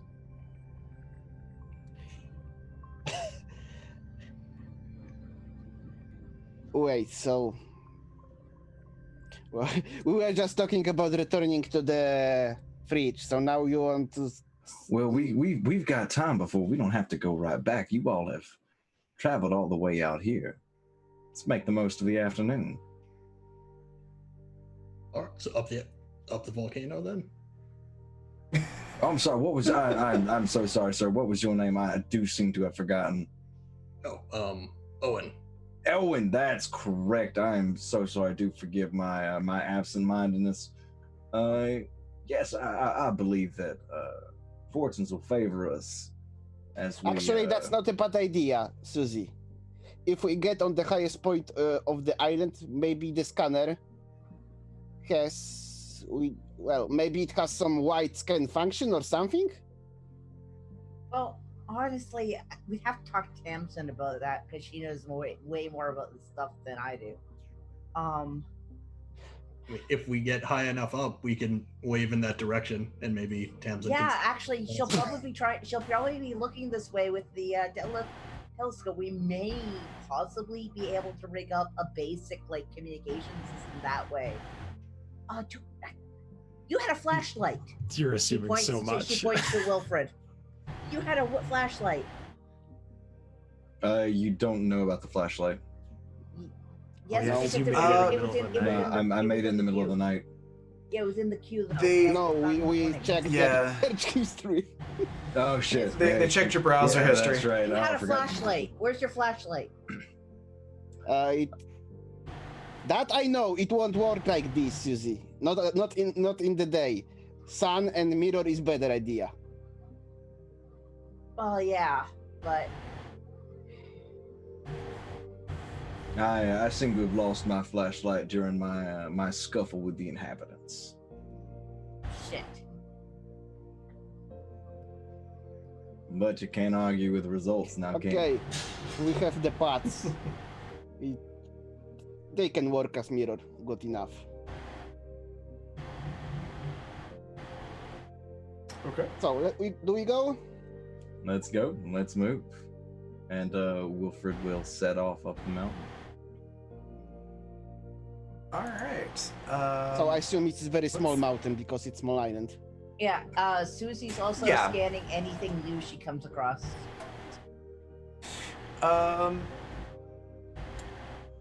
Let's see. Give me a naturalist roll for Susie, and then everybody that's climbing the mountain, I need a nimbleness roll. All right, here's my naturals roll. 27. 27. And here's my nimbleness roll. 12. 12. Like a fish out of water. She's not So- designed for land. 8. You come across. Damn, Owen. Boy. He You worked do in a come fast across kitchen. something that looks interesting. You notice there's just a handful of these just in a little patch.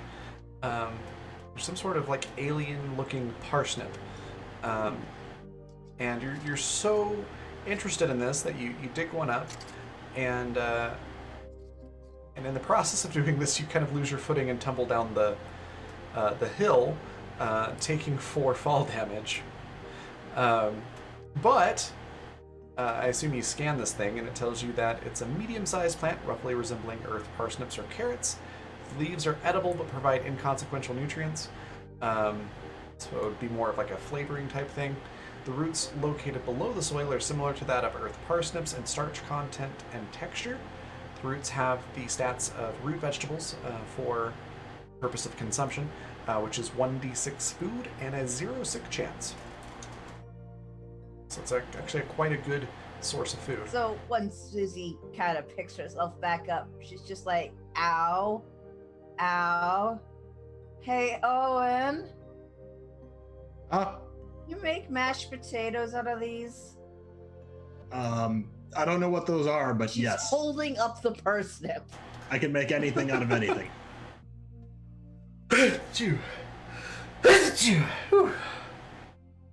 Ow.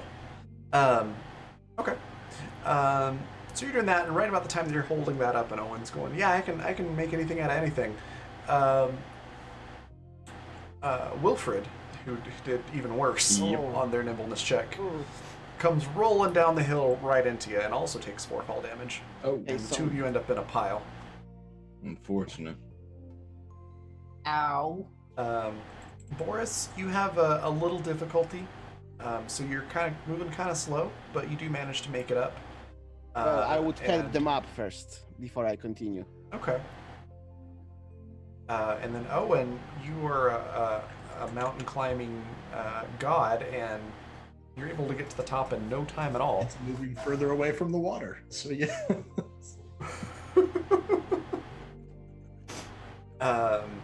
So you get to the top first, and it's going to take you a decent amount of time, like probably about a half hour to get all the way up to the top. Because while this isn't like a mountain, it's a pretty darn big hill. Wilfred and Susie, if I could get you to both roll again, Yeah. Well, give it another try. Nimbleness? Can I go after behind them to catch them this time? ha, even Yes, worse. nimbleness. Oh my god.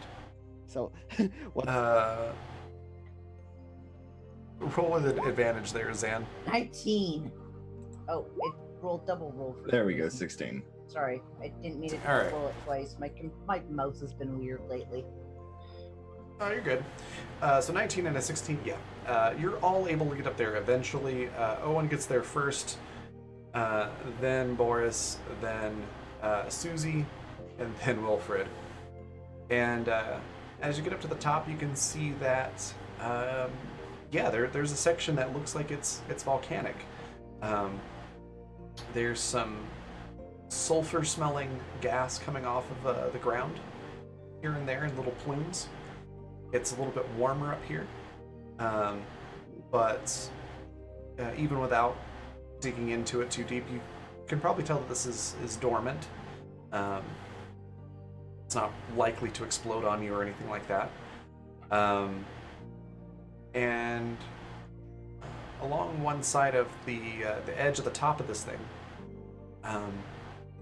you notice what looks like a little shack. Wilfred, it's similar in materials and design as that stuff that you saw in that cave. You recognize that it came from probably the same people. But it looks like a little shack, and there is some sort of antenna or like a satellite dish type array on top. And there's a door, no windows though, that you can see anyways. Well, what have we here?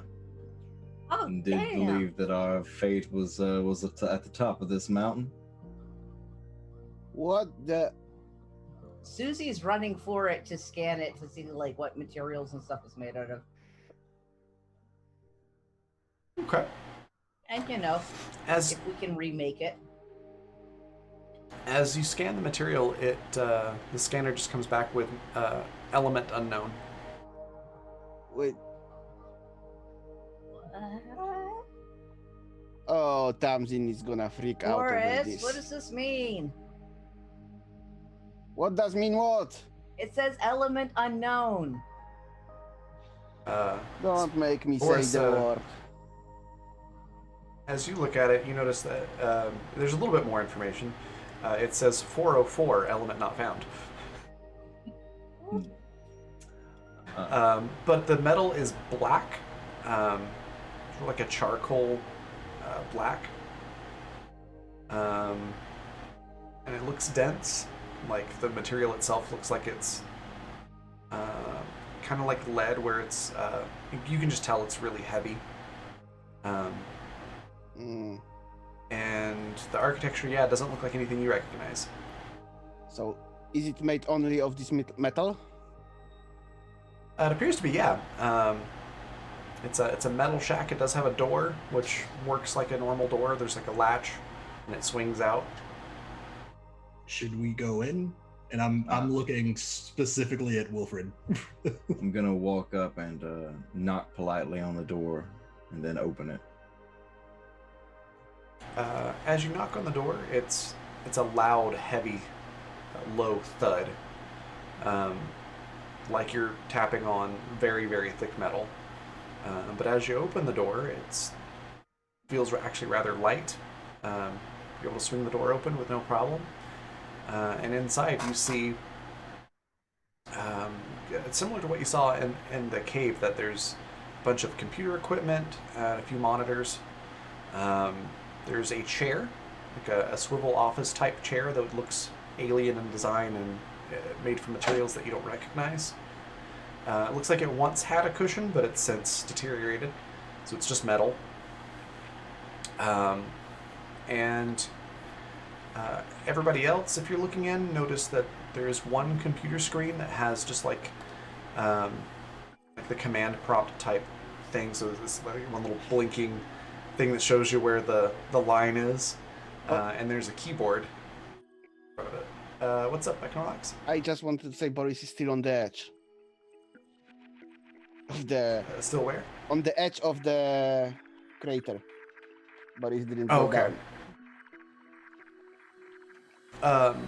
The crater doesn't go down very far. It's mostly flat up on the top Yeah, no, so I mean, of this thing. I just look at this shack from the point when I first seen it. Okay. So you're a little ways back away from it.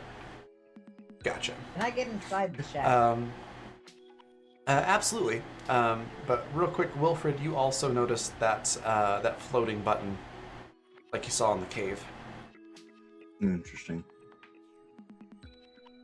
But you're the only one that sees that.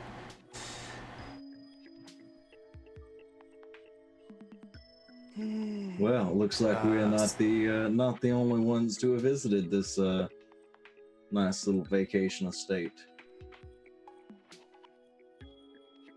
I wonder, are these the people that? Do you think these are the people that put the message up in the fridge?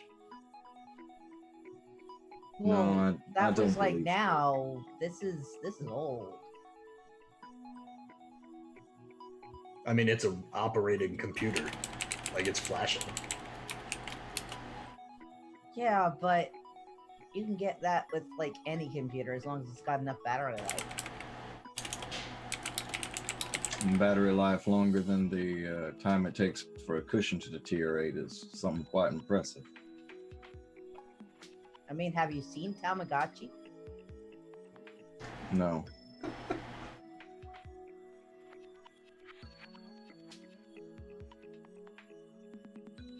Okay. So, I Pat think, gets it. Pat gets it. we're maybe let's do us a little searching around here and see what little treasures our previous host has left us behind. Okay. From outside of the shack, you hear Boris yelling. Something that's not going to be well received below the rating of PG-13. And then, this is beyond my pay grade. Boris, there's a computer in here you might be interested in. Okay, Boris is slowly walking towards the hut. All right. I'm sorry. I need that as like as a poster of just Boris on the edge of a crater screaming, "This is above my pay grade." Oh my goodness. Now, wait a second, everyone. Before we begin, I feel like this is a helpful place. This is a place that has become sacred because those who were here before us deemed it such, and there is something here of benefit for us. And I'll walk around, trailing my hand over the chair, over the desk, over the keyboard, and onto the button that only I can see. Okay. As your hand brushes against the button, something similar happens, except it's an overwhelming amount of information that starts flashing over your vision. Probably gives you a pretty bad headache. And give me a discipline roll not to sort of stumble and fall from all of this.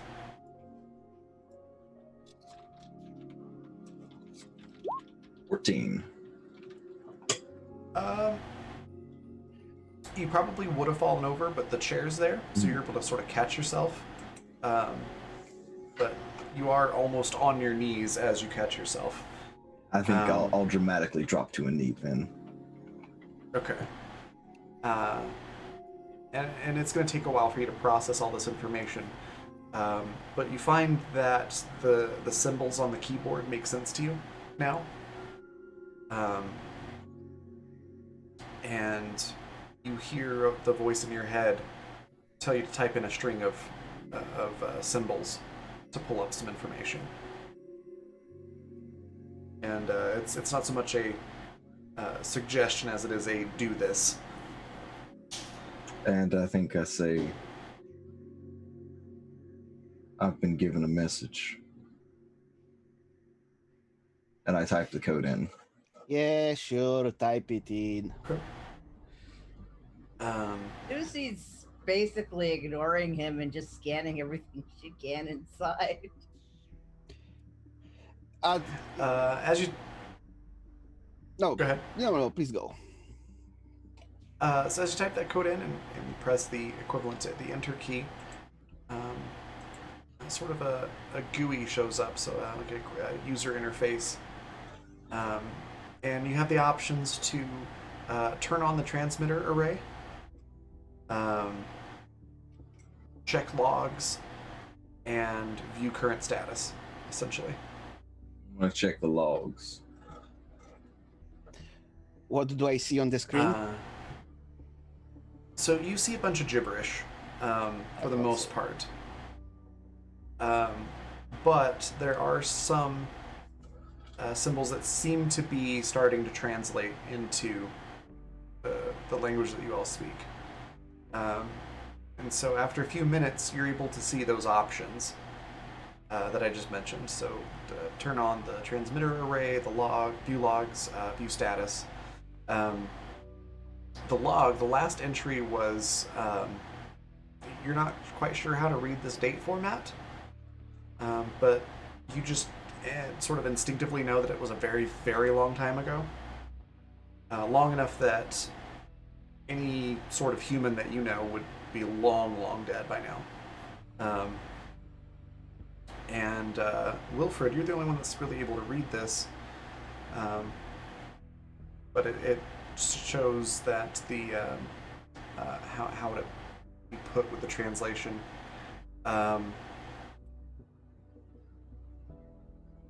Energy vacuum still in place.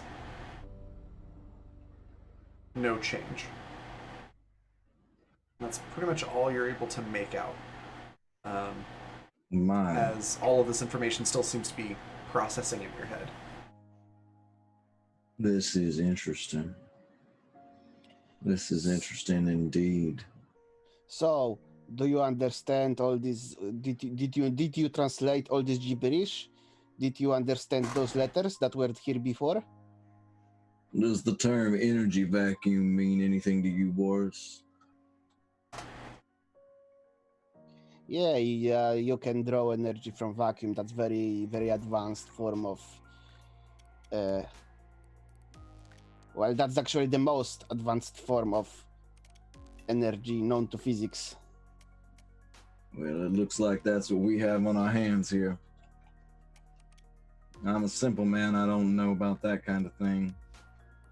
But, this But you computer's can saying that there's read- one active.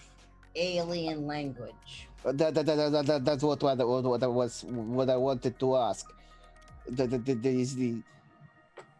Is this sort of some old stuff from Earth, like, I don't know, secret temple language or something like that? I mean, it's clear as day. Can you not read it? And now it is, but what was it before? There's like a 30-second lag between when Wilfred can read it and when it actually shows up in Galactic Standard or whatever for the rest of you. It looks like GS to me. Are you the one translating the word so that we could understand it? I But don't what believe did- there's any translations being done. It's appearing Susie, as have you seen the screen? It was something else before, right? Yeah, I'm watching it happen. Mm-hmm.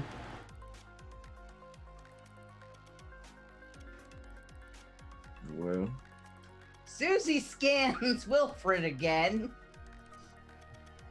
Good idea. This time. It's pretty much the same results. It glitches a little bit more. Yeah. Susie's like not at all subtle. She's just like, Okay. Let's do something else, Susie. Find something organic here. That's not made from this metal. There doesn't seem to be anything inside the shack that fits that description. So, no alien plastics. No, it's all metal. I guess there probably are some plastics, but it's nothing organic. Well, plastic is organic. I mean, Uh. just not metal. Yeah, like there's some equivalent to plastic and like LCD screen type stuff. Okay. But the scanner says the same thing, just 404 element not found. No. Mhm. I'm gonna go back in the thing and look at the hey, current Boris, status. I think I want to do some scans out in the crater. Will you come, like, keep an eye on my back? No. Okay, I will keep eye on things. Susie's basically getting Boris far enough away that it's not going to be easy to overhear as she tells him something. Okay. But before I leave the shack, can I sample this plastic? Mm, Can I repeat Like- whatever it's attached to? like the only thing that's really there that, well, there's probably like we'll say there's a second keyboard that you could grab if Okay. you wanted to. You could just grab that. It doesn't seem to really be working at all. It's not Okay. lit or anything like Okay. the other one is. So I'm taking it. Okay. I'm just grabbing Uh, it and holding it in my hand and going out. Now, do be careful. All right. That one preaches the gospel of the false god. Okay. I'm just sampling the materials, not the ideas. Good. It's the Okay. keyboard of the Sith.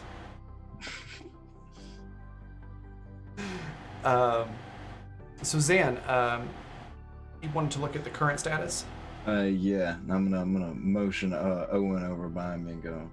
Now, the others have said some troubling things about this. What do you see when you look at this? What? As you click over to it, Mm. Owen, initially you see a bunch of gibberish, weird alien-looking symbols, but it translates more quickly and it changes. So Wilfred, you see it first, and then Owen, about 15 seconds later, you see it. That it changes, and Wilfred, it seems to be getting a little bit better at translating. It says planetary power dampening field remains in effect. So it looks weird at first, but it's changing. It's changing faster than the last time because I saw what they saw. Yes, correct. I'm like narrating this out to Wilfred.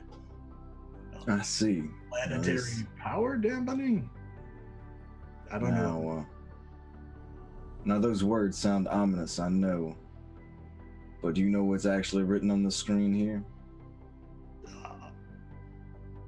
What do you see? I see hope. I see a chance for us to get away. Because if we can figure out how this works, why there's a power dampening field, apparently an active energy vacuum, we're already headed home. Owen is like enraptured. he is gullible, and you've been right on like everything since we got here. He's hanging on your every word. Oh no! Oh no. Is this turning into calamity Yeah, again? it for some reason it is Patrick and I's player dynamics. I don't know why. Yeah, and I'm gonna go through and check the last option too. Which was, so there was logs, current status, and activate the transceiver array. Yeah. Yeah, you're able to turn that on, and I'm gonna check my gut feeling before I turn that on. okay. Now you're getting cold feet? That's 42. So before you touch it, Mhm. you get the feeling that whatever this is probably some type of transmitter that you might be able to utilize to improve your communications on this portion of the planet and get more information. Activating this, you feel like would be a good thing. I'll say to Owen. Now you're here, and you're going to witness the start of our freedom. Our salvation begins now. As I press the button. Okay. So you touch it, Yeah. right? Yeah. Okay, cool, because that turns it on. And there's some whirring noises as you hear a very neglected motor overhead trying to turn the satellite dish back and forth. There's some creaking and groaning and some scraping noises, but whatever rust or sediment or whatever is sort of clogging that up eventually breaks away. And it starts spinning. This little satellite dish on top. And Wilfred, you see another button. This button says interfaced current technology. You're the only one that sees this.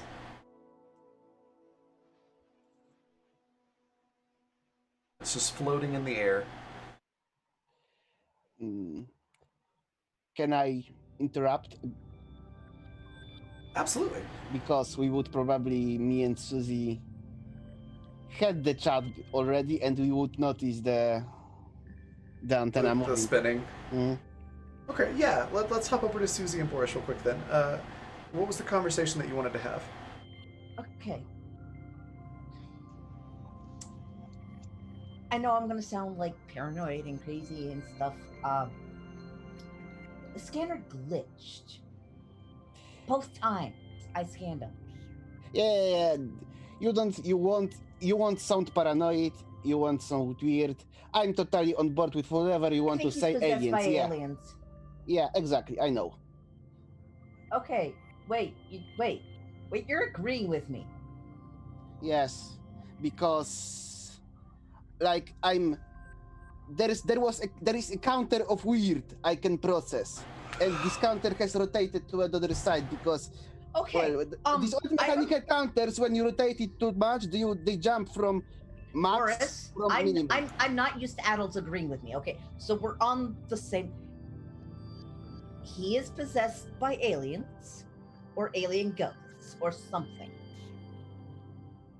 There are too many options of the table, but we agree on aliens. Yeah. He did something freaky with an alien. Now it's the kids. Not everything is about that. What are you The talking only thing about? that's in my head right now is that meme of aliens. Yeah. Oh, I might have misunderstood you. Yeah. Forget that. That was my mind. What were you talking about? No, nothing. No, forget it. So aliens, right? I don't even know at this point. Like whatever. Like whatever. Yeah. Okay. Like whatever. Hey, was that spinning before? Oh, Durak! Raven, And I'm chasing down to the. Yeah. if I can interrupt with something, maybe I've got really good hearing. Like that's what like I took the virtue for hearing. Is there any Okay. chance I catch some of the end of that? Sure. Roll hearing. 29. Yeah, you catch bits and pieces at the end of that conversation.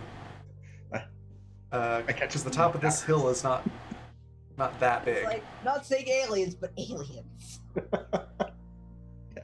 You get the gist that they think Wilfred's an alien or did something with an alien, or that aliens are somehow involved, and Wilfred is working with them. Is I guess probably the gist of the conversation that you got.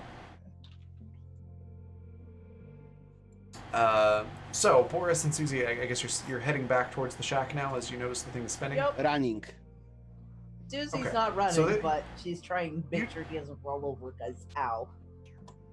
Okay, so you two show up at the door right around the time, Wilfred, that you see this button and have the option to push it. This sort of holographic-looking button. I'm gonna do it.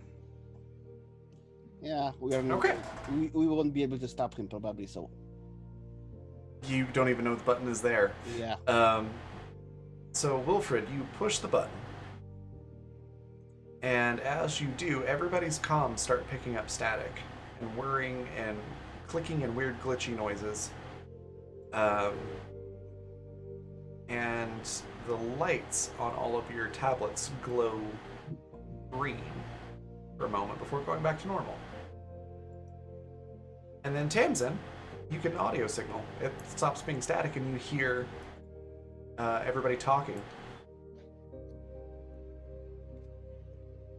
Ooh, hello? Oh, hello. Wait. You Tamsin? found him? Yeah. We gotta talk about that. Roll back to the part where we can talk now. That's the part. That's the part, Tamsin. Yeah. I don't know why they're being so vague. Wilfred found a bunch of cool shit, and there's a place with a computer, and a button got. There's a computer, and he was working There's at it. Now we can talk aliens. to you. I knew it. I mean, technically, we're aliens. Well, But yeah, listen, but that's these are also- conjecture. Alien is to alien as alien does, and these are aliens. We haven't seen any yet, but there's weird shit here. Someone made the computers. Yeah, The Yeah, last time this computer was used was hundreds of years ago. It's aliens. I knew it was aliens. I'm like talking to Lyle in the background, like I knew it. ancient aliens. I knew it. And Lyle's just there holding quackers going, yeah, Oh, right. Actually, mean, if that's the that case, sounds about right. Susie's going to I- send Tamsin a private it could be message by aliens. typing. Okay. Does that work? Like, Did we? Yeah, they're basically like, okay, we can like text. tablets, yeah. So Susie texts to Tamsin, pretty sure he's possessed by aliens. He's making the tech work and can read the weird shit. Tamsin's gonna message back. Bring back some of the tech. Susie replies, too big, it's a building. That's rude. That's rude having this conversation like this. As you're obviously typing in front of all. You're gonna hear yeah. a whispered like what over the channel. Oh yeah, Oh, Susie just I'll put my hand on his shoulder and go, "Don't worry. There's always bound to be non-believers, but eventually the sheep fall in line with the shepherd." There's no sheep. It's an ocean So- planet. it's like, So what does Owen do in response to that? Susie looks up at that and is like, I ain't your sheep, so fuck off.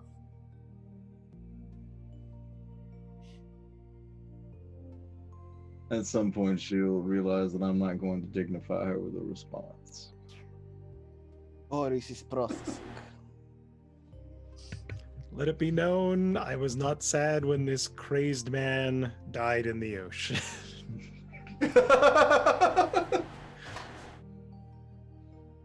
It's not that I always. Okay. It's not that I want to play antagonist characters. It's just that it's somehow. You do it happens. so well, though. It's Uh, true. I'm getting a lot of crawdad flashbacks. Okay, so Oh, that's my punk band name. Crawdad Flashbacks. Oh my god. Well, while Susie's having this conversation with Tamsin and everybody's kind of freaking out a little bit, is there anything else that you wanted to do on the top of this volcano hill thing? Did you want to look around at all at anything other than the shack? I'm sorry, everyone. I have to rescind my offer. I feel as though it's my place to stay here tonight. Y'all are welcome to join me, of course, but I feel like I need to survey this land a little bit more and see what other bounties it has to harvest. yeah, sure. That's not a bad idea.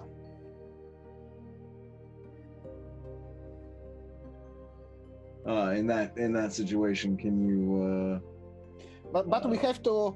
Well, we have to bring our astrophysicist here to look this. So Of course, I'll make you sure that. mind that we go back? Of course. Okay. Tamsin, sorry, is your telescope like mobile, or is it like anchored in place? No, it's just bolted in. I can move it. Would it be a good idea to bring it here to, just get a new perspective to look on things? It probably wouldn't hurt. No. What's your time frame looking like? What do you mean time frame? Like when are you coming back here today or are you coming back here tomorrow? No, how long it took? It Half an only hour. It only took 30 minutes Half to an get hour. out here. So an hour both ways. We can. What time is it? Raven, what time is it? It's probably like 3 in the afternoon. So we can It's fine. make the trip both ways to bring Tamsin and Lyre here. Or, bring supplies back while somebody goes out and picks up Tamsin and the telescope. As much as I want to go out there right now and look at all this fascinating stuff you've got, wouldn't it be better to just see if there's any threats on the island? Yeah. From the perspective we're at, do we have a pretty good eagle-eye view of most of the island up on this look? Yeah, you absolutely could look around from the top there. If you'd like to do a sight roll. Sure. I'm gonna think about the map. Do I remember Okay. anything about predators? Anything No. land-based? Not specifically on the island, no. Okay. Didn't see any notes on that. Owen with another nat 20. Damn. Slaying it. Owen sees all. Wilfred looks at you and goes, "What do your chef eyes see?" And you Right. That's right. look around and go, "Everything." Mountain god. Roll sight or naturalist. Sorry, my brain blank. Sorry, what? Did you want us to roll sight or naturalist? Sight. If you're looking around on the top of the island. So Owen, you notice that there are several patches of those melons, several patches of those parsnips that you can kind of see where like the vegetation is growing in certain patches and sections, and that those water trees, the cactus, what do they call them? Beach cactus, are all along the shoreline, completely all the way around the island. The only thing you don't notice are any caves or anything because you are standing right on top of this mountain. But I'm not seeing a whole lot of like movement. I'm not really seeing any living creatures, it sounds like. The only living creatures you see are odd-looking birds, which seem to be neutral. They're not hostile or anything like that. I'll relay back to Tamsin too. We've got a pretty damn good view up here of the whole island, and I'm seeing lots of food patches, like growable food that could sustain us for a while, and a couple of birds, but there's no like movement or anything else. What kind of food? Some melon, We got melons and parsnips and these it's these, like juicy cactus. juicy fruit cactus. Yeah. So, won't it be faster if we just bring you here? Well, it would be, yes, but do we have anywhere to sleep for the night? A shelter has been arranged. So, Okay, a shelter It's- for one or a shelter for five, Father? it's mid-afternoon. It's like hour for round trip and half an hour to get back after you take a look. So let's say you have an hour and a half to take a look on things on the island, and we'll be back in Fridge before the night. I mean, I can kind of like put some work into making some more of a better shelter for us to have a place back here. Oh, there's no need, child. You can keep playing on your device. I'm not playing. Has he been like this the whole time? Okay. So do we go or not? There's also there's enough room in the shack that I mean, probably 3 of you could sleep in there relatively comfortably. I mean, unless you want to sleep in the alien shack. No. I don't either, so we're good. Oh, real quick, I forgot to mention the birds look like a cross between a duck and a penguin. That's Cute. I bet they're tasty. So flying penguin. listen. Ducks Okay, have the best Yeah, fat, and penguins are so fatty. I'm sure they're. I have a lot of questions. So, I tell you what. Instead of coming back for me today, come back first thing tomorrow, and while you're there, start sending me some of this data, so that I can actually look it over. And No, it's a waste of a lot of time. It's just a small island. Well, okay. Tell you what. How about we collect as much food as we can carry back, and see what time of day it is,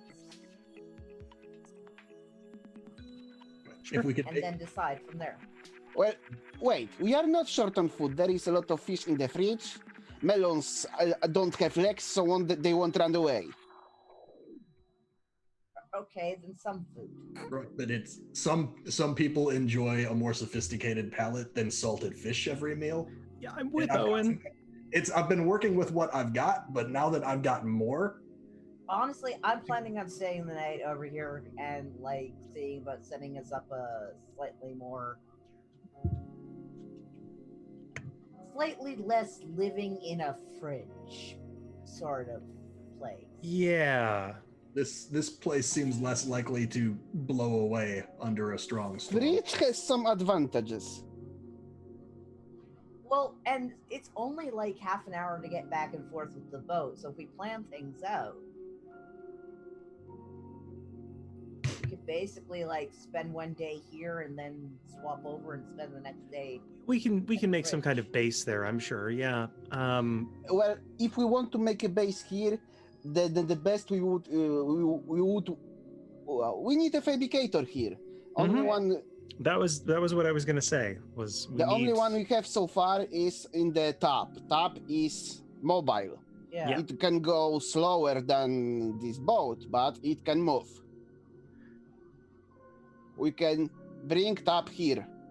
discuss amongst yourselves if you want to stay the night and then come get me in the morning, or if you want to come get me right now. I'm fine with either. Well, I strongly insist on going now.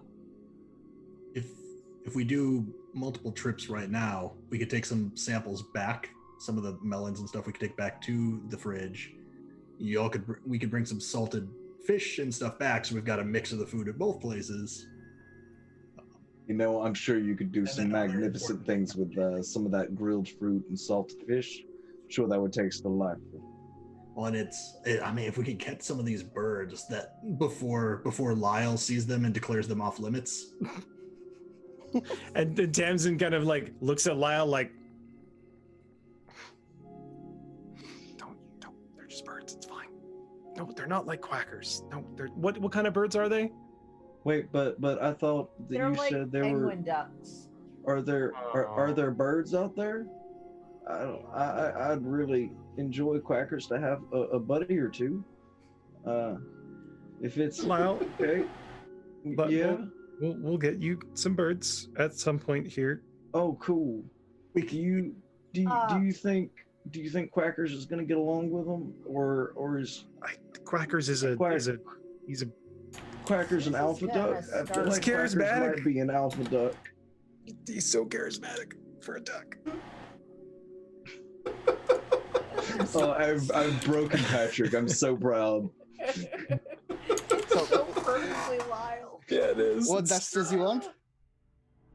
Susie's actually gonna. Can I do concentrated search?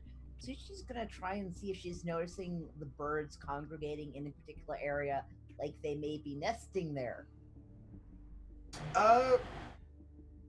So you They don't appear to be nesting anywhere in like any one spot that you can see exactly. You do notice that they eat fish because you noticed a lot of times they'll swoop down into the water, grab a fish, and then start flying back out. So they can definitely go underwater. You might notice a handful of them flying sort of at the mountain, and then you don't see them anymore. Okay. So like maybe they have like a rocky nest or something like that that Yeah. they're in, but you can't see where they went exactly. Hey, Owen, Yep. I think I might be able to find these birds' nests. How's egg sound to you? Yes. More ingredients, please. Okay, you want to come with me and make sure I don't fall to my death? Sure. Let me. Of course. I'm gonna. If there's, even if it's just dust or something in the hut, I try and make just before we head out. I'd like to try and make a little rudimentary map of like, if there were any like clusters of the fruit and stuff specifically that I saw from that position on the volcano, just so we have a little bit of. Oh, if you take pictures. Oh, what? Tablets. Yeah, Tamsin asked us to take pictures, remember? Yeah, you can do that. I heard that. And Paying then attention. you can do that, and then just like grab a stylus or something, and just like make little squiggles, like melons, and then a little arrow pointing and things like that. Perfect. Oh, Tams, I forgot. Can you see us? Can you see us in the telescope? I'll go up and check. So Tamsin goes up to the top of the fridge and looks through the telescope. Can I even remotely see them?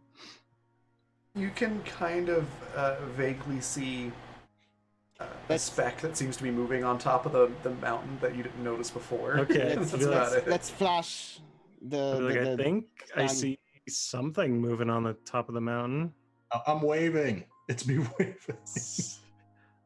Okay. Oh, I think that's you. Yeah. Hi. So like wave back.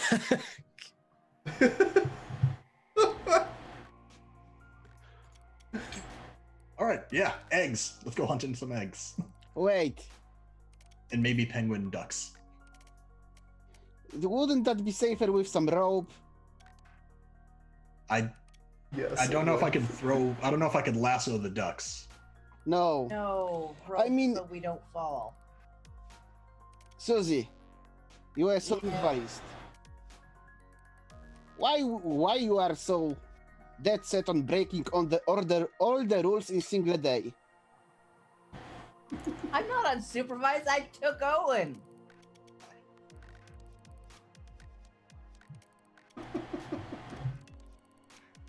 I mean, also like I wasn't going to brag about it, but I was pretty good at climbing up here. And like, tell you what, we got like the harnesses I made.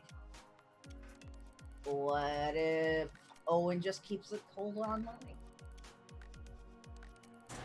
We don't have any decent rope. It's just some weeds braided together. Well, yeah, that's how you make decent rope. No, you make decent rope out of decent weeds, not the ones you were lucky to find. Well, fine. I got grass now. Do you want me to make rope? I can sit here and make rope. Would that make you feel better, Boris?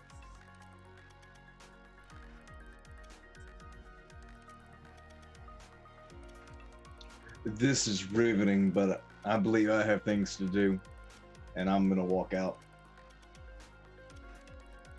All right. Walk out where? Also, as he's walking away, Susie snaps a picture of him, and draws little like alien antennas in green, and sends it off to Tamsin and Boris. You hear All right. childish giggling on Tamsin's end. Boris is not laughing. Boris is very serious. Owen once again notices he's not included in this group chat. Oh, poor Owen. You'll get other Oh things, my Owen. goodness. It's because Namely, you're a already picture of a correct. rock and a question of can I eat this? With the right season. So, All is Wilfred going away? Yeah, Wilfred's going to check around the ring of the volcano for materials. Okay. Wilfred, you're gonna find about 6 sulfur deposits. Okay. And Boris just huddles with Susie and Owen. Look, do you want to stay with Alien Guy here for the night? Sure. You're almost adult. You can get implanted with things if you want. Or we can have a No, if he night comes at me, I'll just stab him. right in his alien gut. What? And Why are we- he will say, "Ow, my alien gut! It hurts so much," and we make an evil laugh. And what will you do the next? All right, Owen. Wilfred's possessed by aliens. Why? He can make their technology work, and he's Then- suddenly being competent. I mean, he was awake for like a day before he swam here, and he swam here, which is pretty competent. That's not competent. That's competency in swimming. That's called floating. No, With actually, style. you are both wrong. That's called being freaking alien. I love that it's like, wait, this person's acting competent. They must be an It's alien. become a witch hunt. I mean, the technology The started, persecution. The persecution. the technology started adapting for all of us. Yeah, because he was doing the clickety clacks. I was rolling no dice. This just Mhm. like I You know, paranoia is the way of the Sith. feel like, do y'all have island fever? Maybe I feel like you're a bit paranoid here. No, She's been flashing the scanner at him all day. That's not good Yeah, for people. and it glitched That's- both times. That's not scan him. so the aliens showing are kind of messing with the Owen. scanner. Oh, okay. I'm a scan Owen. So if the scanner is glitching, then maybe the aliens are messing with No, the no, scanner. the scanner is not glitching. It only glitched on him. But that's maybe trying to sow distrust among us Why? because they don't want us to succeed. At what? Surviving, I don't So, know. Then why are they So waking up more people? Actually, so Susie, okay. Sorry, So go when ahead. you go to scan Owen, it does the same thing. Owen's in pretty much good health. It glitches for a minute, and then it gives you the rest of the details. Well, now I'm getting stabbed. So No, Susie's freezing.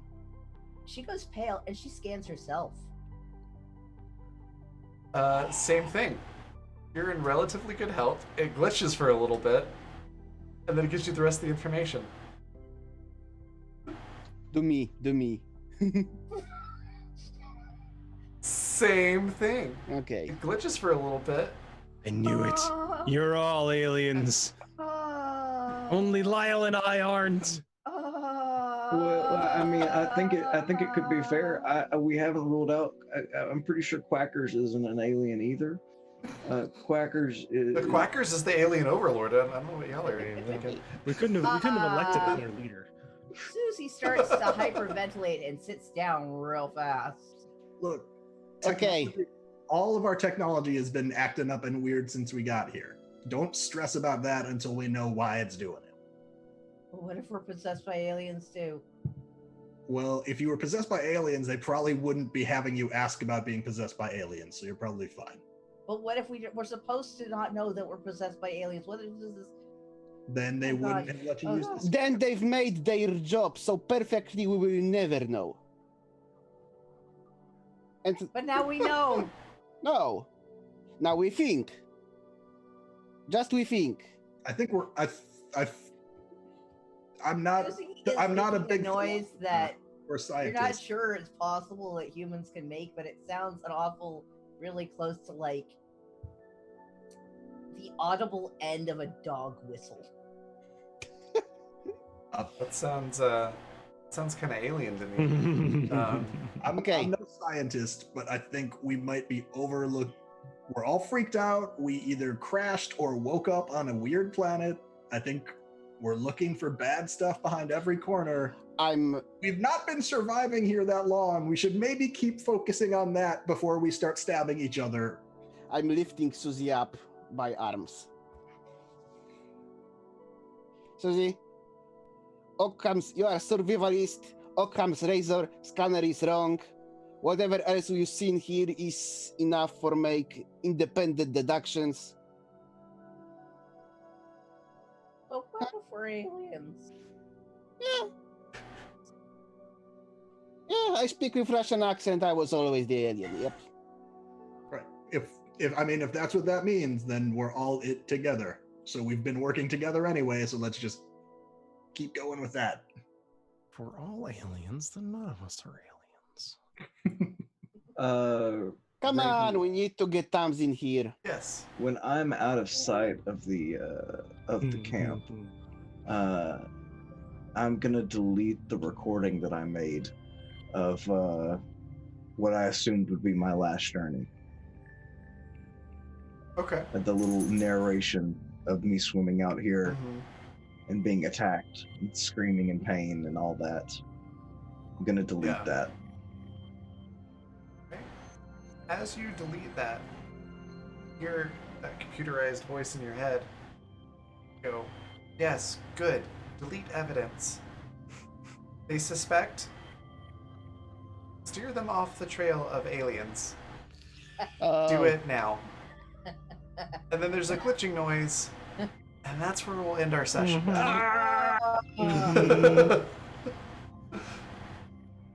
So, that was fantastic, and I love how Lord of the Flies all of you are starting to turn. Conch. Who has the conch now, Piggy? Who has the conch? Oh my Oh goodness. God, poor So, Susie is not having a good time. But you found food and things like that, so that's great. Yeah. Oh, We found alien. melons. Fuck yeah, melons. Yeah, your Melons. worries went from are we gonna get enough food and water to are we possessed by aliens? So, you know. We've got poultry now. I could give you all a full menu. I mean, let's think about poor Susie. So many No. adventures over the course of 2 days. It's true. Poor kid. Before we go on a raid, though, I want to give everybody a chance to say what their favorite part was, where we can find them next, and anything else they'd like to share. We're going to go opposite order this time. So we'll start with Alex. What was your favorite part about the session tonight? Where can we find you next? And is there anything else you'd like to share? My favorite part was just Zan in general sowing paranoia and like, God damn man, you are hammy as shit and I love it. I certainly don't know what you mean. Sweetheart, you're a whole ham sandwich.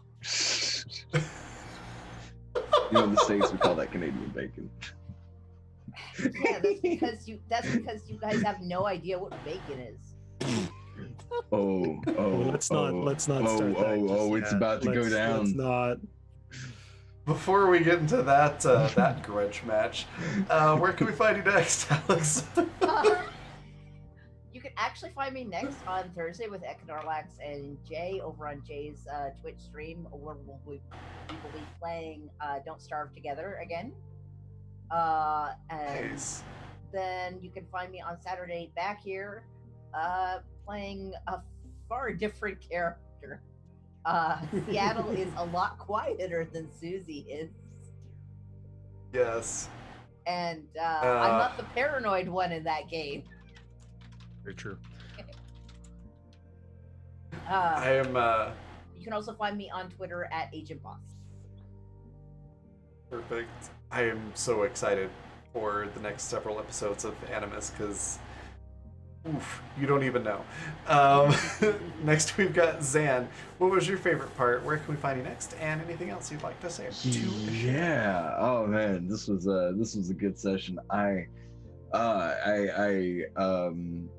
feel like I typecast myself sometimes as the bastard religious figure, and I don't know why. And then I do it, and I remember why. It's because it's so much fucking fun. And I think it's just that I have the voice for it, and I love being a bastard so much. All that aside, though, I actually think my favorite part was imitating Lyle. I really enjoyed seeing the cast break at various points.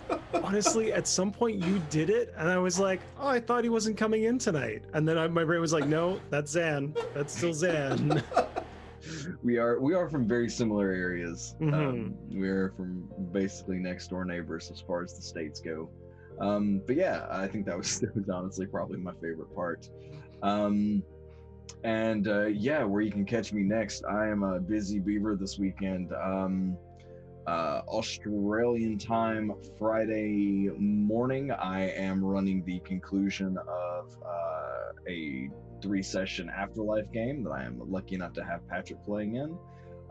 Friday night, Australian time, I'm starting a 2-session game of Monster Hearts. And Sunday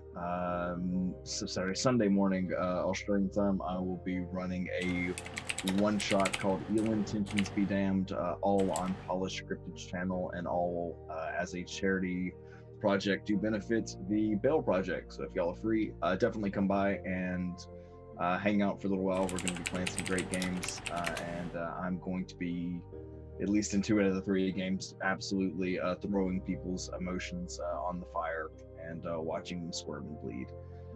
Yeah, this is great. Thanks so much. I had a great time. Awesome.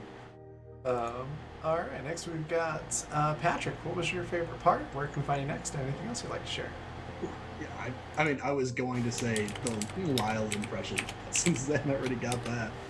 I don't know. I think for some this episode just hit me with like crazy first season of Lost vibes too, between like the faith versus science factions forming, and like 2 different camps getting set up, and our shack with a mysterious computer. Just all the mystery of it, and I loved it.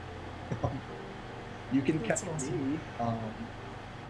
Where the hell am I? It's busy. You can catch me Thursday playing in the Afterlife Wandering Souls game that Zan is running on Polished Cryptid's channel.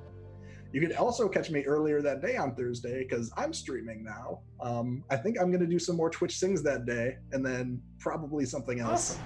Yeah, that went a lot, but I expected people to shut down my singing a lot faster, and then nobody did, and I sang for like 4 hours, so that was a trip.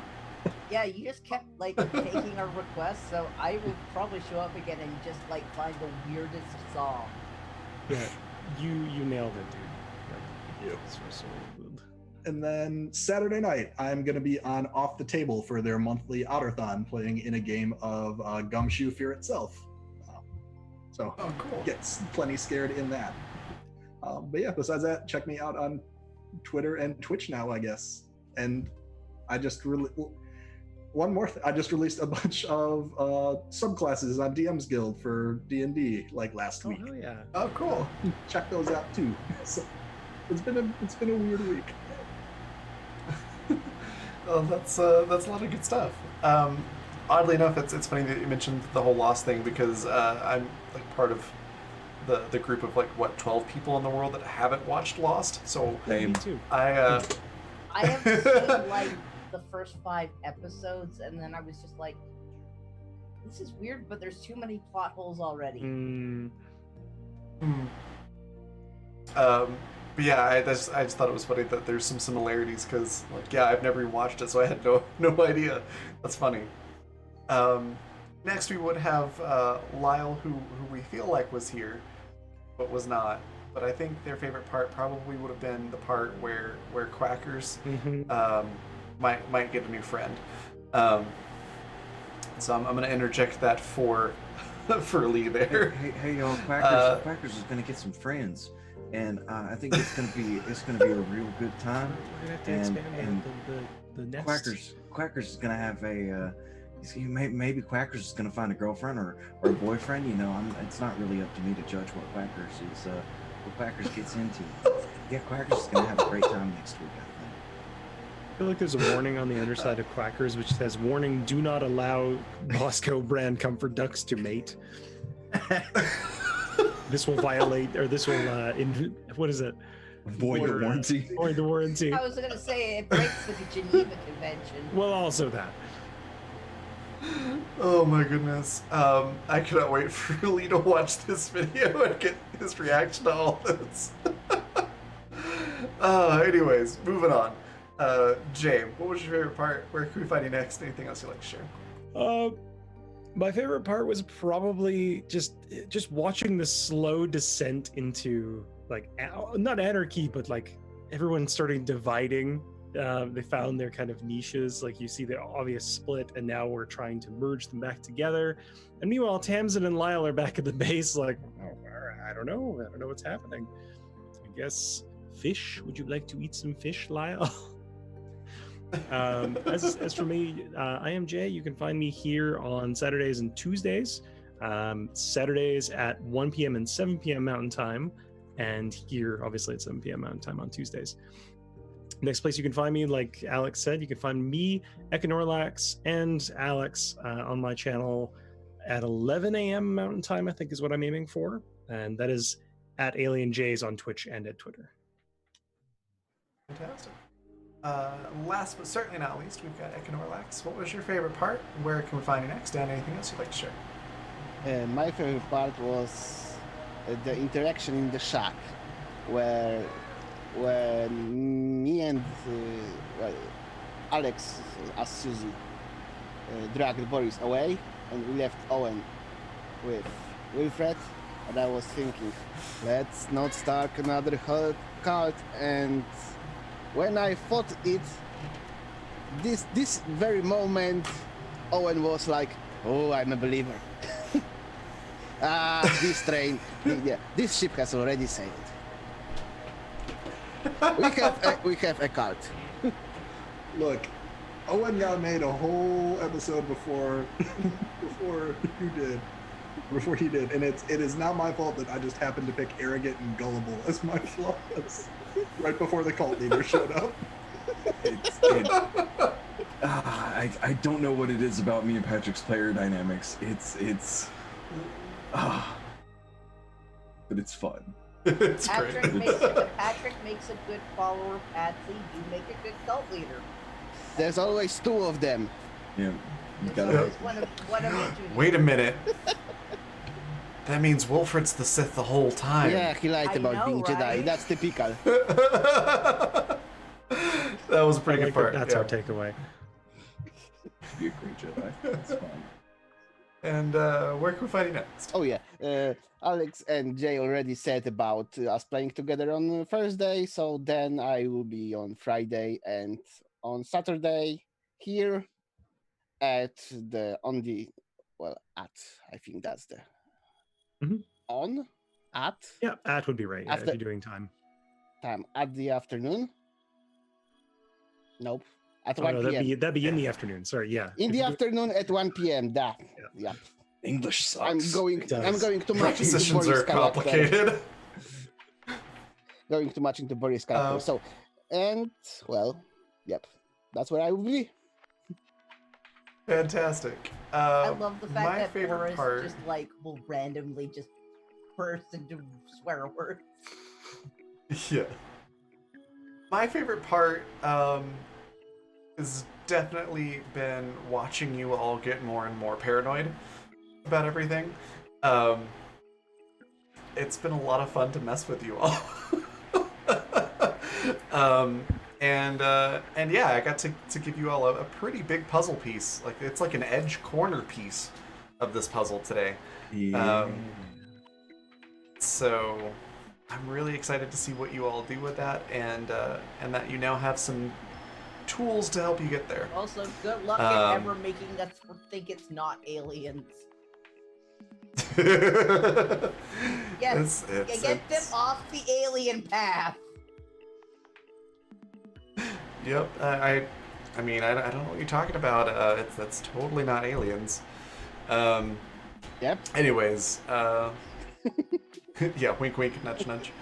But yeah, I think that was my favorite part, is just watching you all get paranoid, and I can just see the wheels turning with theories, and it's a lot of fun.